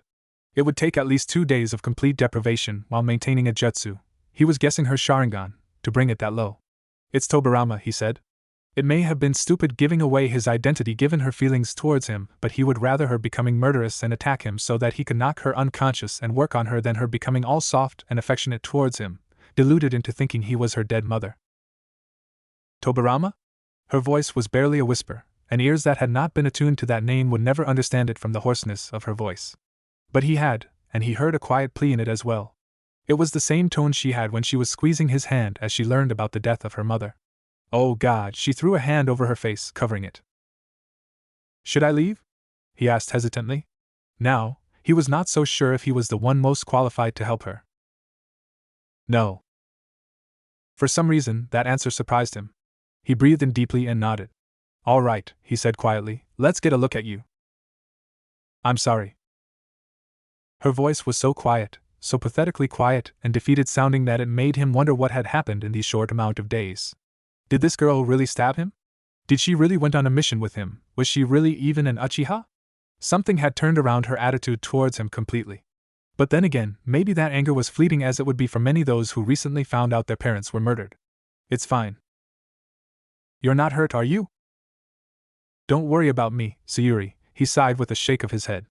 Wielding his chakra from his hands, he hovered over her head closely. Just rest, we can discuss matters later. I'm really sorry, she said again, her eyes closed. I was just angry. Please understand. I do, his voice was quiet too. Something felt too intimate about this situation, he was too close to her. This room was too quiet, too small. The sound of her breathing, her heartbeat was too loud and he just felt too close. And yet he felt alienated. But don't talk. Okay. He sighed again. Sayuri, he said, firmer now and in a sterner tone, stop talking. At last, she simply nodded. But then. Will I be okay? She asked, and he sighed again, although he wasn't frustrated. He was not so much as glad or relieved but satisfied that she was strong enough to talk without getting worse. Talking. It was then he realized that he had not said much to anybody the days after Izumi's death. To Mito and his brother, but most of his words had been spoken to Sae. When did his life become so involved with hers?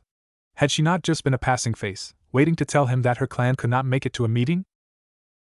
Strange how things worked out. You ask a lot of questions.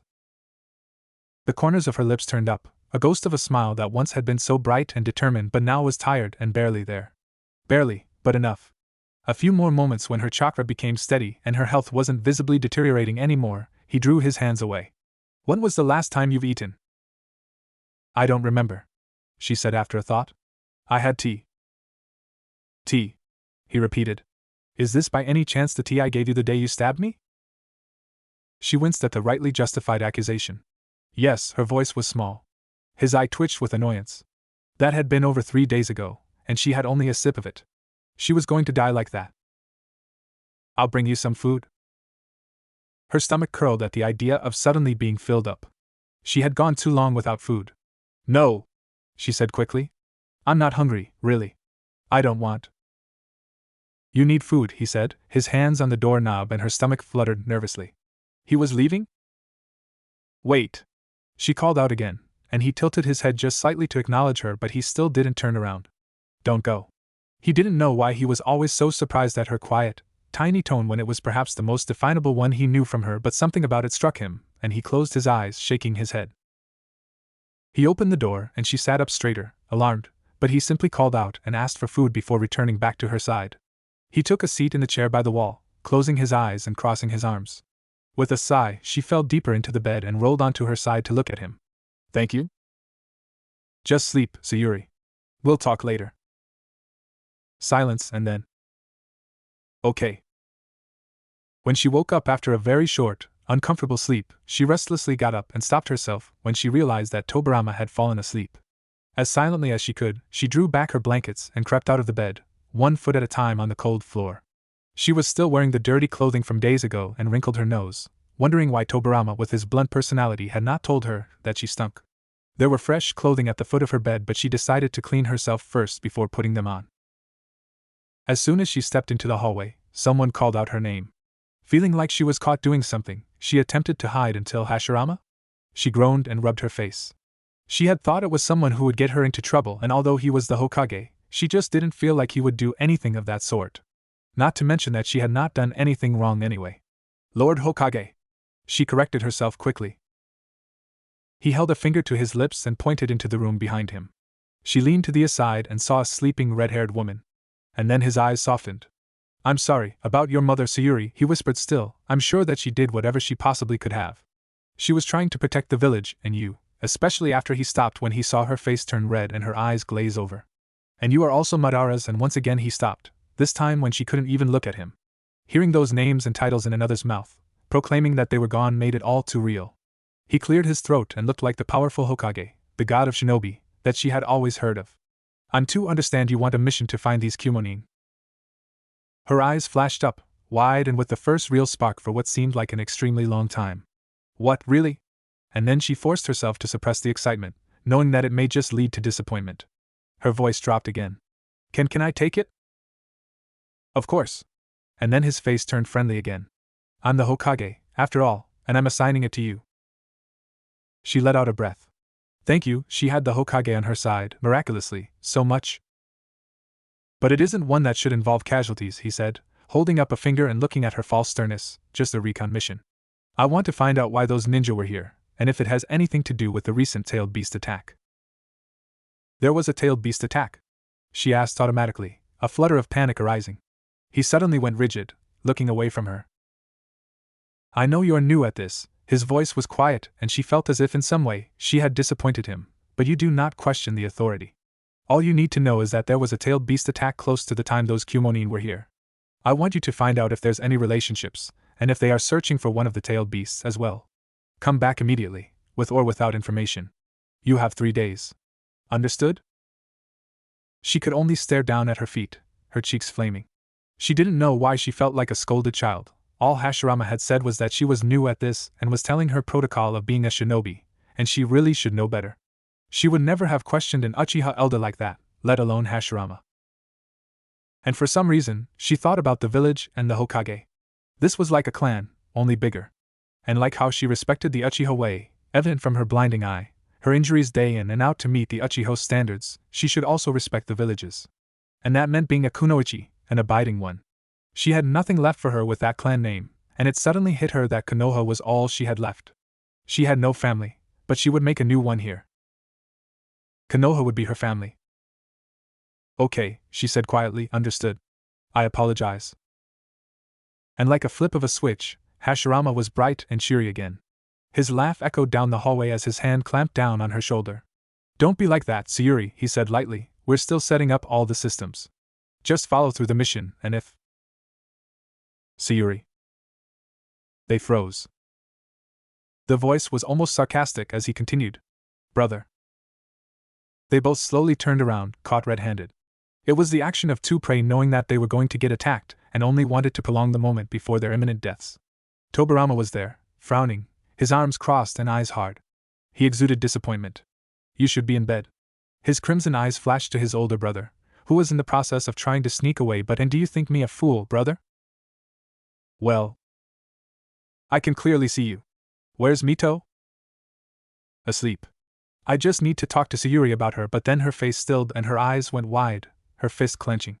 Her eyes flickered away from him uncomfortably, turning back to Tobirama, whose face was unreadable as his gaze leveled with his brother. Hokage business, you wouldn't understand. Hashirama laughed sheepishly, touching his long dark hair. Another day. It sounded more like a command than a suggestion. Now both of you, return to your rooms, Tobirama said with a tone of authority, his arms crossed. Hashirama muttered something about bossy control freak, while Sayuri just stared at him. Gape was a better word. His expression had the slightest spark of a challenge as an eyebrow rose and his mouth tightened to something that wasn't quite a frown or a smile. Yes? When she didn't respond, his mouth twitched slightly and he turned away, proceeding to walk down the hallway. Wait! She called out, but then she felt lightheaded and shut her eyes quickly before her vision blacked out. She felt unsteady, and then a hand was firmly beneath her elbow, the other just over her waist. Tobirama stared at her with that same exasperated expression, as if she was a bother to him, but his mouth was parted, about to say her name. She flinched before pulling back slowly. Sorry, she said quietly. And something about her voice changed the expression on his face, opening it up almost, and he looked away almost regretfully. He didn't know how to begin. We didn't get to talk earlier about... She froze all over again. Not here, she pleaded, I don't. Will you kill me? His tone was guarded, expectant.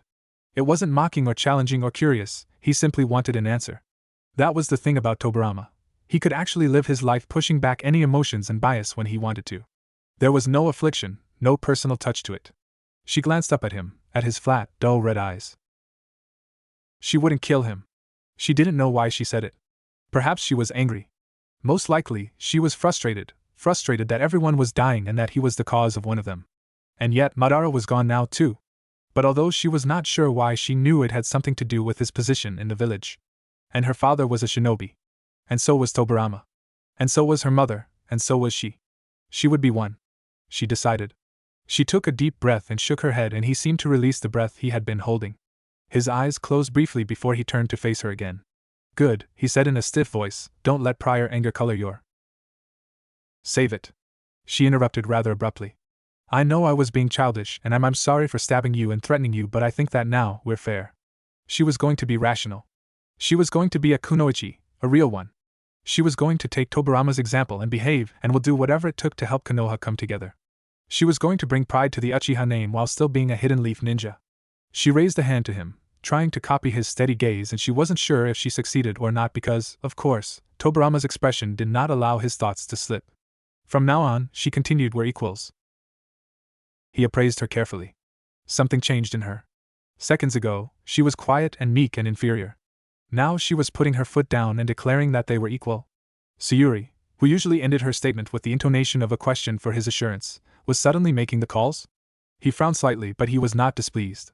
Slowly, he took her hands, the same, thin, callous hands. He could still feel the blisters, and even a slightly crooked finger, and shook it. I'll agree to that. Okay. She let him go, her dark eyes remained on him. Okay. He didn't move, and her eyes flickered across his face, as if trying to desperately memorize it, but just as quick, they steadied and became flat. Still. Not at all passionate or moved. She turned away first, limping back into her room. And even though he had gained a comrade, Tobirama could not help but feel as if he had lost a friend. You cannot be serious. We need to know. And you decide that Sayuri, Uchiha Sayuri, is the shinobi best fit for this mission? To go to the hidden village that killed her mother? Did you not consider that she is not only not mentally ready, but physically as well? She is not weak, for the average kunoichi, but this is a volatile, unpredictable village we know almost nothing about, and you think too much. You do not think at all. Silence. The Senju brothers stared each other. That Hashirama, calm for once and his narrowed eyes, was the only sign that he was not happy as usual. But it was Tobirama with his slit eyes and icy glare that made it clear they were arguing. Hashirama, being the older and softer brother, was the first to speak again. You underestimate her, brother, he reminded him. She is still an Uchiha. She has the Sharingan, and we are well aware of how capable that dojutsu is when it comes to information retrieval. She will get herself killed, and her eyes gouged out. Now you're exaggerating, Hashirama groaned. And you are overestimating her abilities. Tobirama began to get annoyed. There weren't many things he hated, but his brother's reasoning was one of them. Most of the time, the younger, more pragmatic brother would be able to hand his ramblings and establish the foundation so that Hashirama can follow through with his dreams and notions. But when Hashirama was going on pure guess of Sayuri's skill, it irritated Tobirama to no end. Tobirama thought of the girl who fainted because of an enemy's death, and the recluse, and the one who sobbed, and the one who did not just allow her emotions to show, but consume her being entirely. Sayuri was not weak, but she was weak-minded. And the more Tobirama thought about her going on a recon mission that required a clear mind and unbiased gather, the more his anger grew towards Hashirama, who thought that she would be suitable for this. His finger twitched, and immediately, Hashirama felt the chakra spike through his bones. Hashirama's eyes sharpened. Brother. She will die. There was no more negotiation in his tone, only a sense of finality.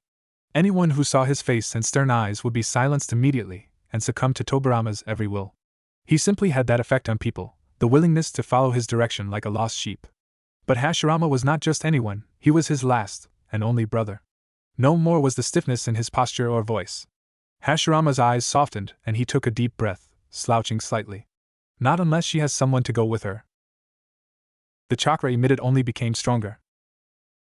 You are suggesting that he said slowly, carefully, the man that has been running the village, setting up the academy and making sure that none of the clans decide to descend into anarchy, and that the Uchiha clan are stable and being head of patrols while also corresponding with all of our shinobi out in the battlefield and war, drop everything and go with a girl to eavesdrop on Kumogakure? He asked quietly, his eyes boring into Hashirama's. The chakra was so intense he thought he saw the waves in the air, but Hashirama did not seem perturbed. He only stopped to think about what his younger brother just said, and then, yes, that sounds about right. More silence. Then I suppose it's a good thing that you can protect the village from this bed. And throughout the hospital, the medic were finally able to stand up after the sudden heaviness in the air that had collapsed their knees only seconds before. 1 week later, after Sayuri recovered from her deteriorating state, she was back in the Uchiha neighborhood. She did not go home, however. She couldn't bring herself to. Instead, she went to do some research all about Kumogakure. Like Konoha, the Land of Lightning hired them as a military force to not only reinforce their boundaries and borders, but expand them as well. They followed suit only 4 months after Konoha, and yet they were creating a name for themselves already.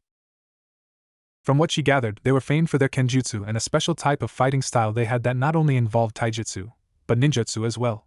All reports of shinobi from Konoha that had gone against them in war repeated all the same things, so she assumed that it was the method that their kage was imposing.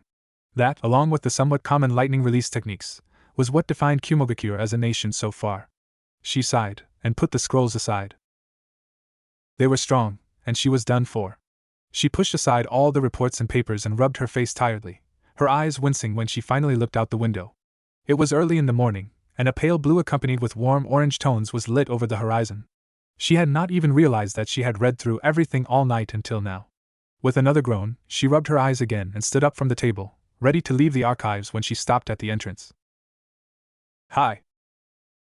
Her voice was quiet, eyes careful not to show surprise or any other emotion, but she was still new to this. Although most Uchihas were able to conceal their thoughts as easy as breathing, she had never been so contained before. It felt strange, but not bad. It did, however, make her feel in control.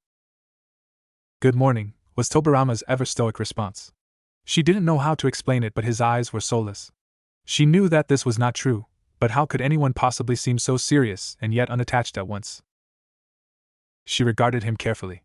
"Is there anything I can help you with?" His head shifted to the side, and he looked at the building where his brother's face was carved into. "No," he said breezily, "I'm just heading out to a mission." "Oh, really?" She tried to mimic that tone of his, but it was a feeble attempt. "Am I allowed to ask?" "It's just a simple mission." He turned back to her to gauge her reaction. "Recon to Kumogakure." Her eyebrows shot up, eyes wide. She couldn't help but feel a quick flash of panic. "What?" Slowly, she began placing it together, and Tobirama could clearly see the way her brain was connecting the pieces. "You're saying we're going on the same mission?" "That wouldn't be a problem, would it?" She opened her mouth, and then closed it. There was no way she could answer that question, not without breaking the mask she was trying so hard to maintain. Her eyes flickered down, and she shook her head. She was lying, and yet she thought it was the shinobi thing to do. But Sayuri did not know that gesture. Tobirama saw vulnerability. Humbleness. But for whatever reason, he did not see weakness. They were going to Kumogakure through the water to avoid any run-ins with the many groups of shinobi trying to establish their territory. It made sense, but yet she had always thought she would be running through land. When Tobirama and she silently entered the island of the Land of Whirlpools, she saw a boat that looked more suitable for fishing than it was to venture through open waters in. It was about 10 feet long, and 4 feet wide, and only just past her knees in height. "This is what we're taking?" "Is there anything wrong with it?" She hated when he answered her questions with another question. It made her unsure how to proceed. Actually, that wasn't quite true. She knew the most sensible answer was to lie and say that she was fine, and yet, she couldn't bring herself to. Luckily, she didn't have to say anything because he was already talking as he pushed the boat out into the water. "Sayuri," his eyes flickered up at her, at the girl biting her lip, and with worried eyes, "Don't be worried." "But do you honestly think I'll let you drown?" She quieted. There was intensity yet passiveness in his clear, red eyes. He held out a hand to her, and she believed him. With a slight nod, she took his hand and he helped her get into the rickety boat. He pushed it further into deeper waters before somehow landing in silently in with her. There was not even a ripple or drop of water, and he did not look at all bothered as he took a seat on the other end opposite to her. She stared at him. He was back in his usual blue-plated armor and the distinctive white fur collar. It wasn't until she saw his hapuri that she touched her forehead and realized it was naked of any cloth and metal. At the movement, he turned to her and then reached behind him to throw her something. She caught it with one hand, opening her palm to see the familiar hitate. "I recall telling you to wear that always unless you want me to voice my opinions on your clan," he said lightly. "Well, I guess you can then," she said as she touched the cloth. She had stopped wearing it for a short while after her mother died, and when she found out that the man in front of her killed her father. "Go ahead, be a bully." He smiled. She would have missed it. It was so fleeting, so quick that if she had not been staring and studying him, She would not have noticed the way the corners of his lips turned up just briefly, the way his eyes seemed to lose the edge to it. But then it was gone and he was staring out at the waters again. In that case. Okay, she mused and hastily tied it around her forehead. It felt like a comfort to her, a label she was willing to wear. And the fact that the same sign of the hidden leaf was embedded on both of them made her feel stronger. Like the fact that they were from the same origins, clans aside, and classified as so made her feel like he would protect her. It was one of the reasons why she loved Konoha. The unity of it, the fact that there was a bond that tied all these shinobi together. And maybe, just maybe, these shinobi would protect each other. Like a family. She could only hope that it was not her sentimentality, but the actual will of his as well. Happy? Your notions of what brings me happiness is. Should we be talking? She interrupted briskly, not looking at him. This is a covert mission, isn't it? You are trying to make demands, and yet you're asking questions, he commented distractedly, still with that same calm tone. He didn't seem at all displeased that she was subtly telling him to be quiet, and she knew it was only because he knew that she knew that no matter what she did, Tobirama will always be the more powerful one. Why do you do that? Why do you always? You ask too many questions? Her mouth twitched and she stopped, defeated. In a clear sign of defeat, she looked back at the water and rested her chin on her palm, her eyes slightly lowered. He didn't continue, only reclining back with his eyes closed and arms crossed. It was only after several minutes did she blink and sat up straighter. Wait a moment, how is? And yet, the questions continued. So did she? How is this boat moving? There's no waves, no oars, and as she said this out loud, she understood. She leaned over the side of the boat and saw the ever so subtle movement of water beneath the boat, and immediately knew that Tobirama was behind this. She wasn't sure if it was a jutsu or some sort of water manipulation, but it was impressive. It was almost godlike to have control of water like that. The island had already disappeared. At the distance they had covered in such a short period, she figured that at least there should be a spray of water, but none. She glanced back at Tobirama, who looked like he was asleep if not for his rigid posture. She fell back into silence, and for the remainder of the trip, she did not speak to him. Not until the attacks came. One moment, they were quietly, peacefully floating among the water with Tobirama's chakra pushing the boat further, and Sayuri was trying not to drift off and fall into sleep at the gentle rocking. But then Tobirama's eyes snapped open and he turned to the side. And then something like liquid bullets attacked the boat. Tobirama, she called out, the bright crimson of the Sharingan devouring the black. A dozen of the bullets attacked the boat, piercing through the wood before Tobirama made quick hand signs and a spherical wall of water shot up and the bullets ceased. Stay inside, he told her in a calm voice. But there's a reason why I chose to travel by water, he reminded her as his eyes searched past the watery shield. Don't leave. The wall gave up an opening and Tobirama disappeared out of it, leaving Sayuri behind. But her Sharingan did not disappear. Instead, she touched the water and felt it move and rotate to form the one shield, but now a prison. She took a deep breath and plunged her hand through it, and it felt like a waterfall was beating down her arm. With a quick gasp, she pulled her arm back and was shocked to see the immediate red swells on her arm. It wasn't painful, it was just high pressure. She took another deep breath. I can do this. In a flash, she darted outside the water, and it fell down like rain as soon as she left it.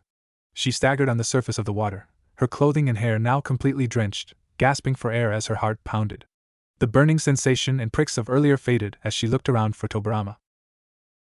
She heard the sound of clashing swords and the cries of another from several yards away.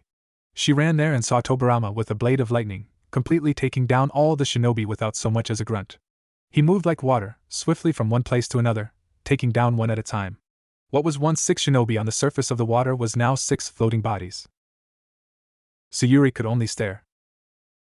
He lowered his sword, but she could still the sparks and flickering sounds of it. He turned to her and frowned.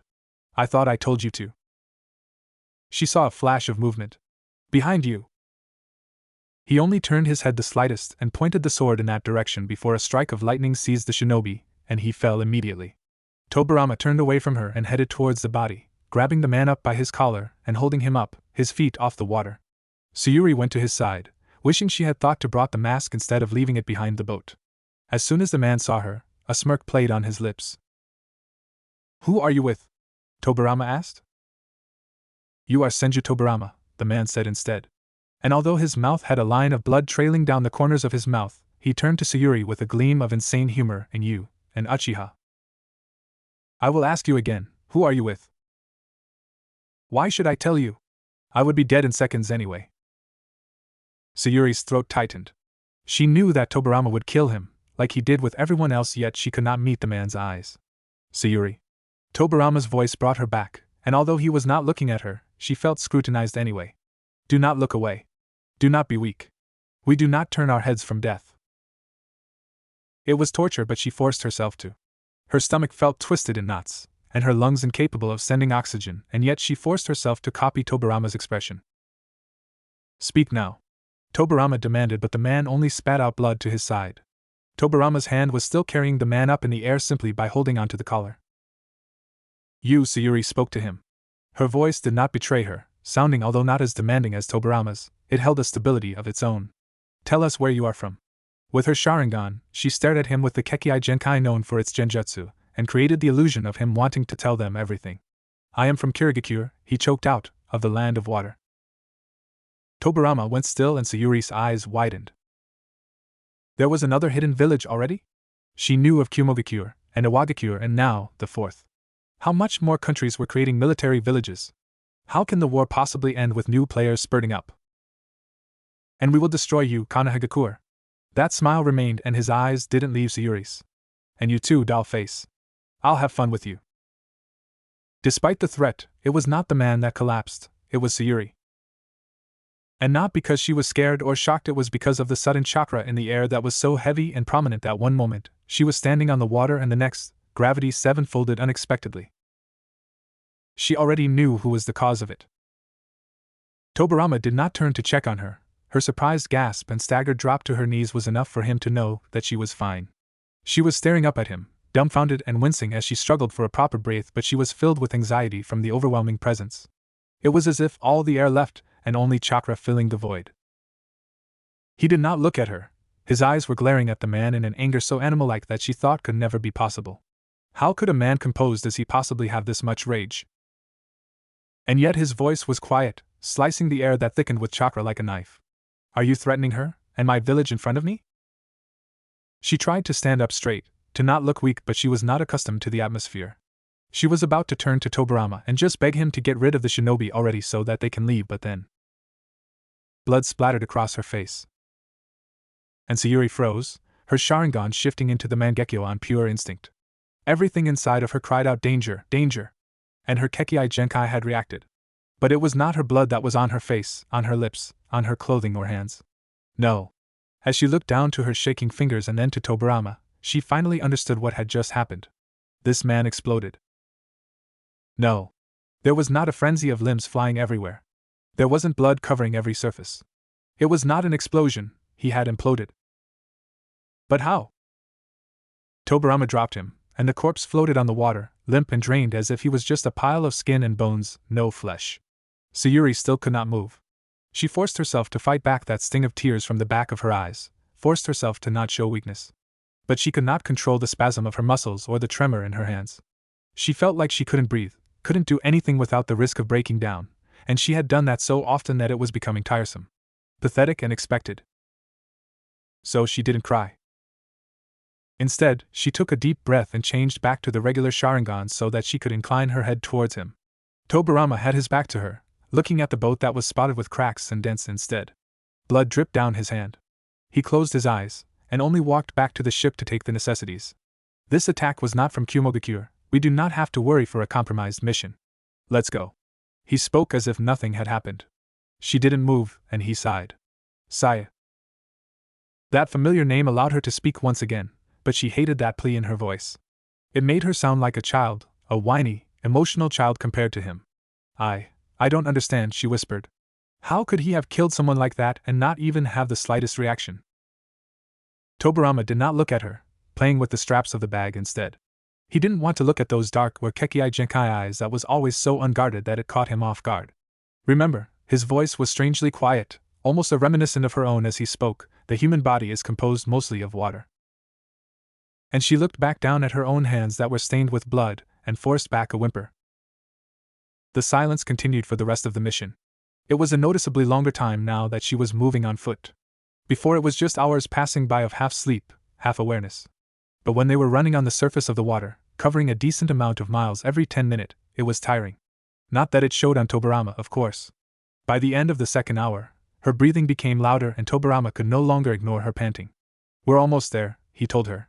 She was not too far behind him, but he had been slowing down for the past 5 or so miles for her sake anyway. She nodded. There was a sheen of sweat on her face, and her usually long dark hair was coming undone from its tie. Over the horizon, he saw something strange. It was not land yet, and he sensed less than a dozen humans on it, their chakra levels relatively low. It was only after more miles passed that he recognized it as a large island. One that was alive. A gigantic turtle, with green spike-like trees on its shell. Its face and flippers was old and wrinkly, like a stone shores to the appearance of the island. Although it was shrouded in a mist, he could see movement all over the hill of the shell. Sayuri had been silent, but upon seeing it, she raced to his side and caught his attention with hand signals.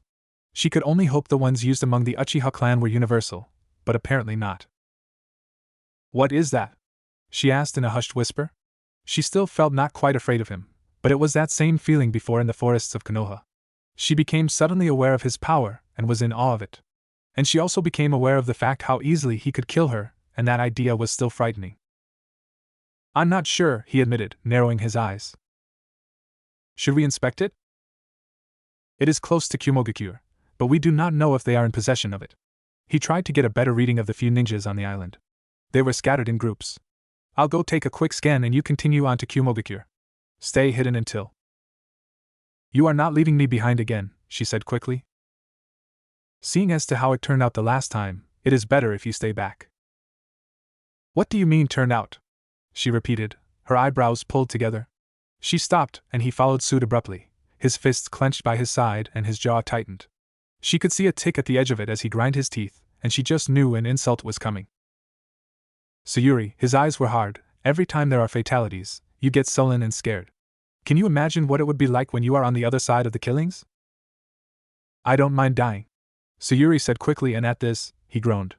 Tobirama groaned. Not while speaking because he was annoyed or agitated, but just a wordless groan. He closed his eyes, his thumb and index over the bridge of his nose before he slowly pulled his hands back. I was referring to you being the one to kill, but I am not surprised you would think that, he said at last, his eyes boring into hers. She flushed. Well, I'm still here and alive, so of course I. You would have died. Why do you think so little of me? She asked, narrowing her eyes. She tried to outdo her nervousness with blind courage, and it seemed to work because Tobirama leaned back slightly. He stared at her for a long moment before turning away. She exhaled deeply, having not realized that she had been holding her breath all the while earlier. So you want to come with me to see what this is? He asked. They were close to the turtle now, and their voices became quieter. She didn't want to stop the conversation yet, so she disguised them in a genjutsu, blending them in with the mist as she pressed him to continue. I thought this was my mission. You thought wrong. Hashirama didn't say anything about you coming, she mumbled. Just because you did not know means that. Well, you have a horrible habit of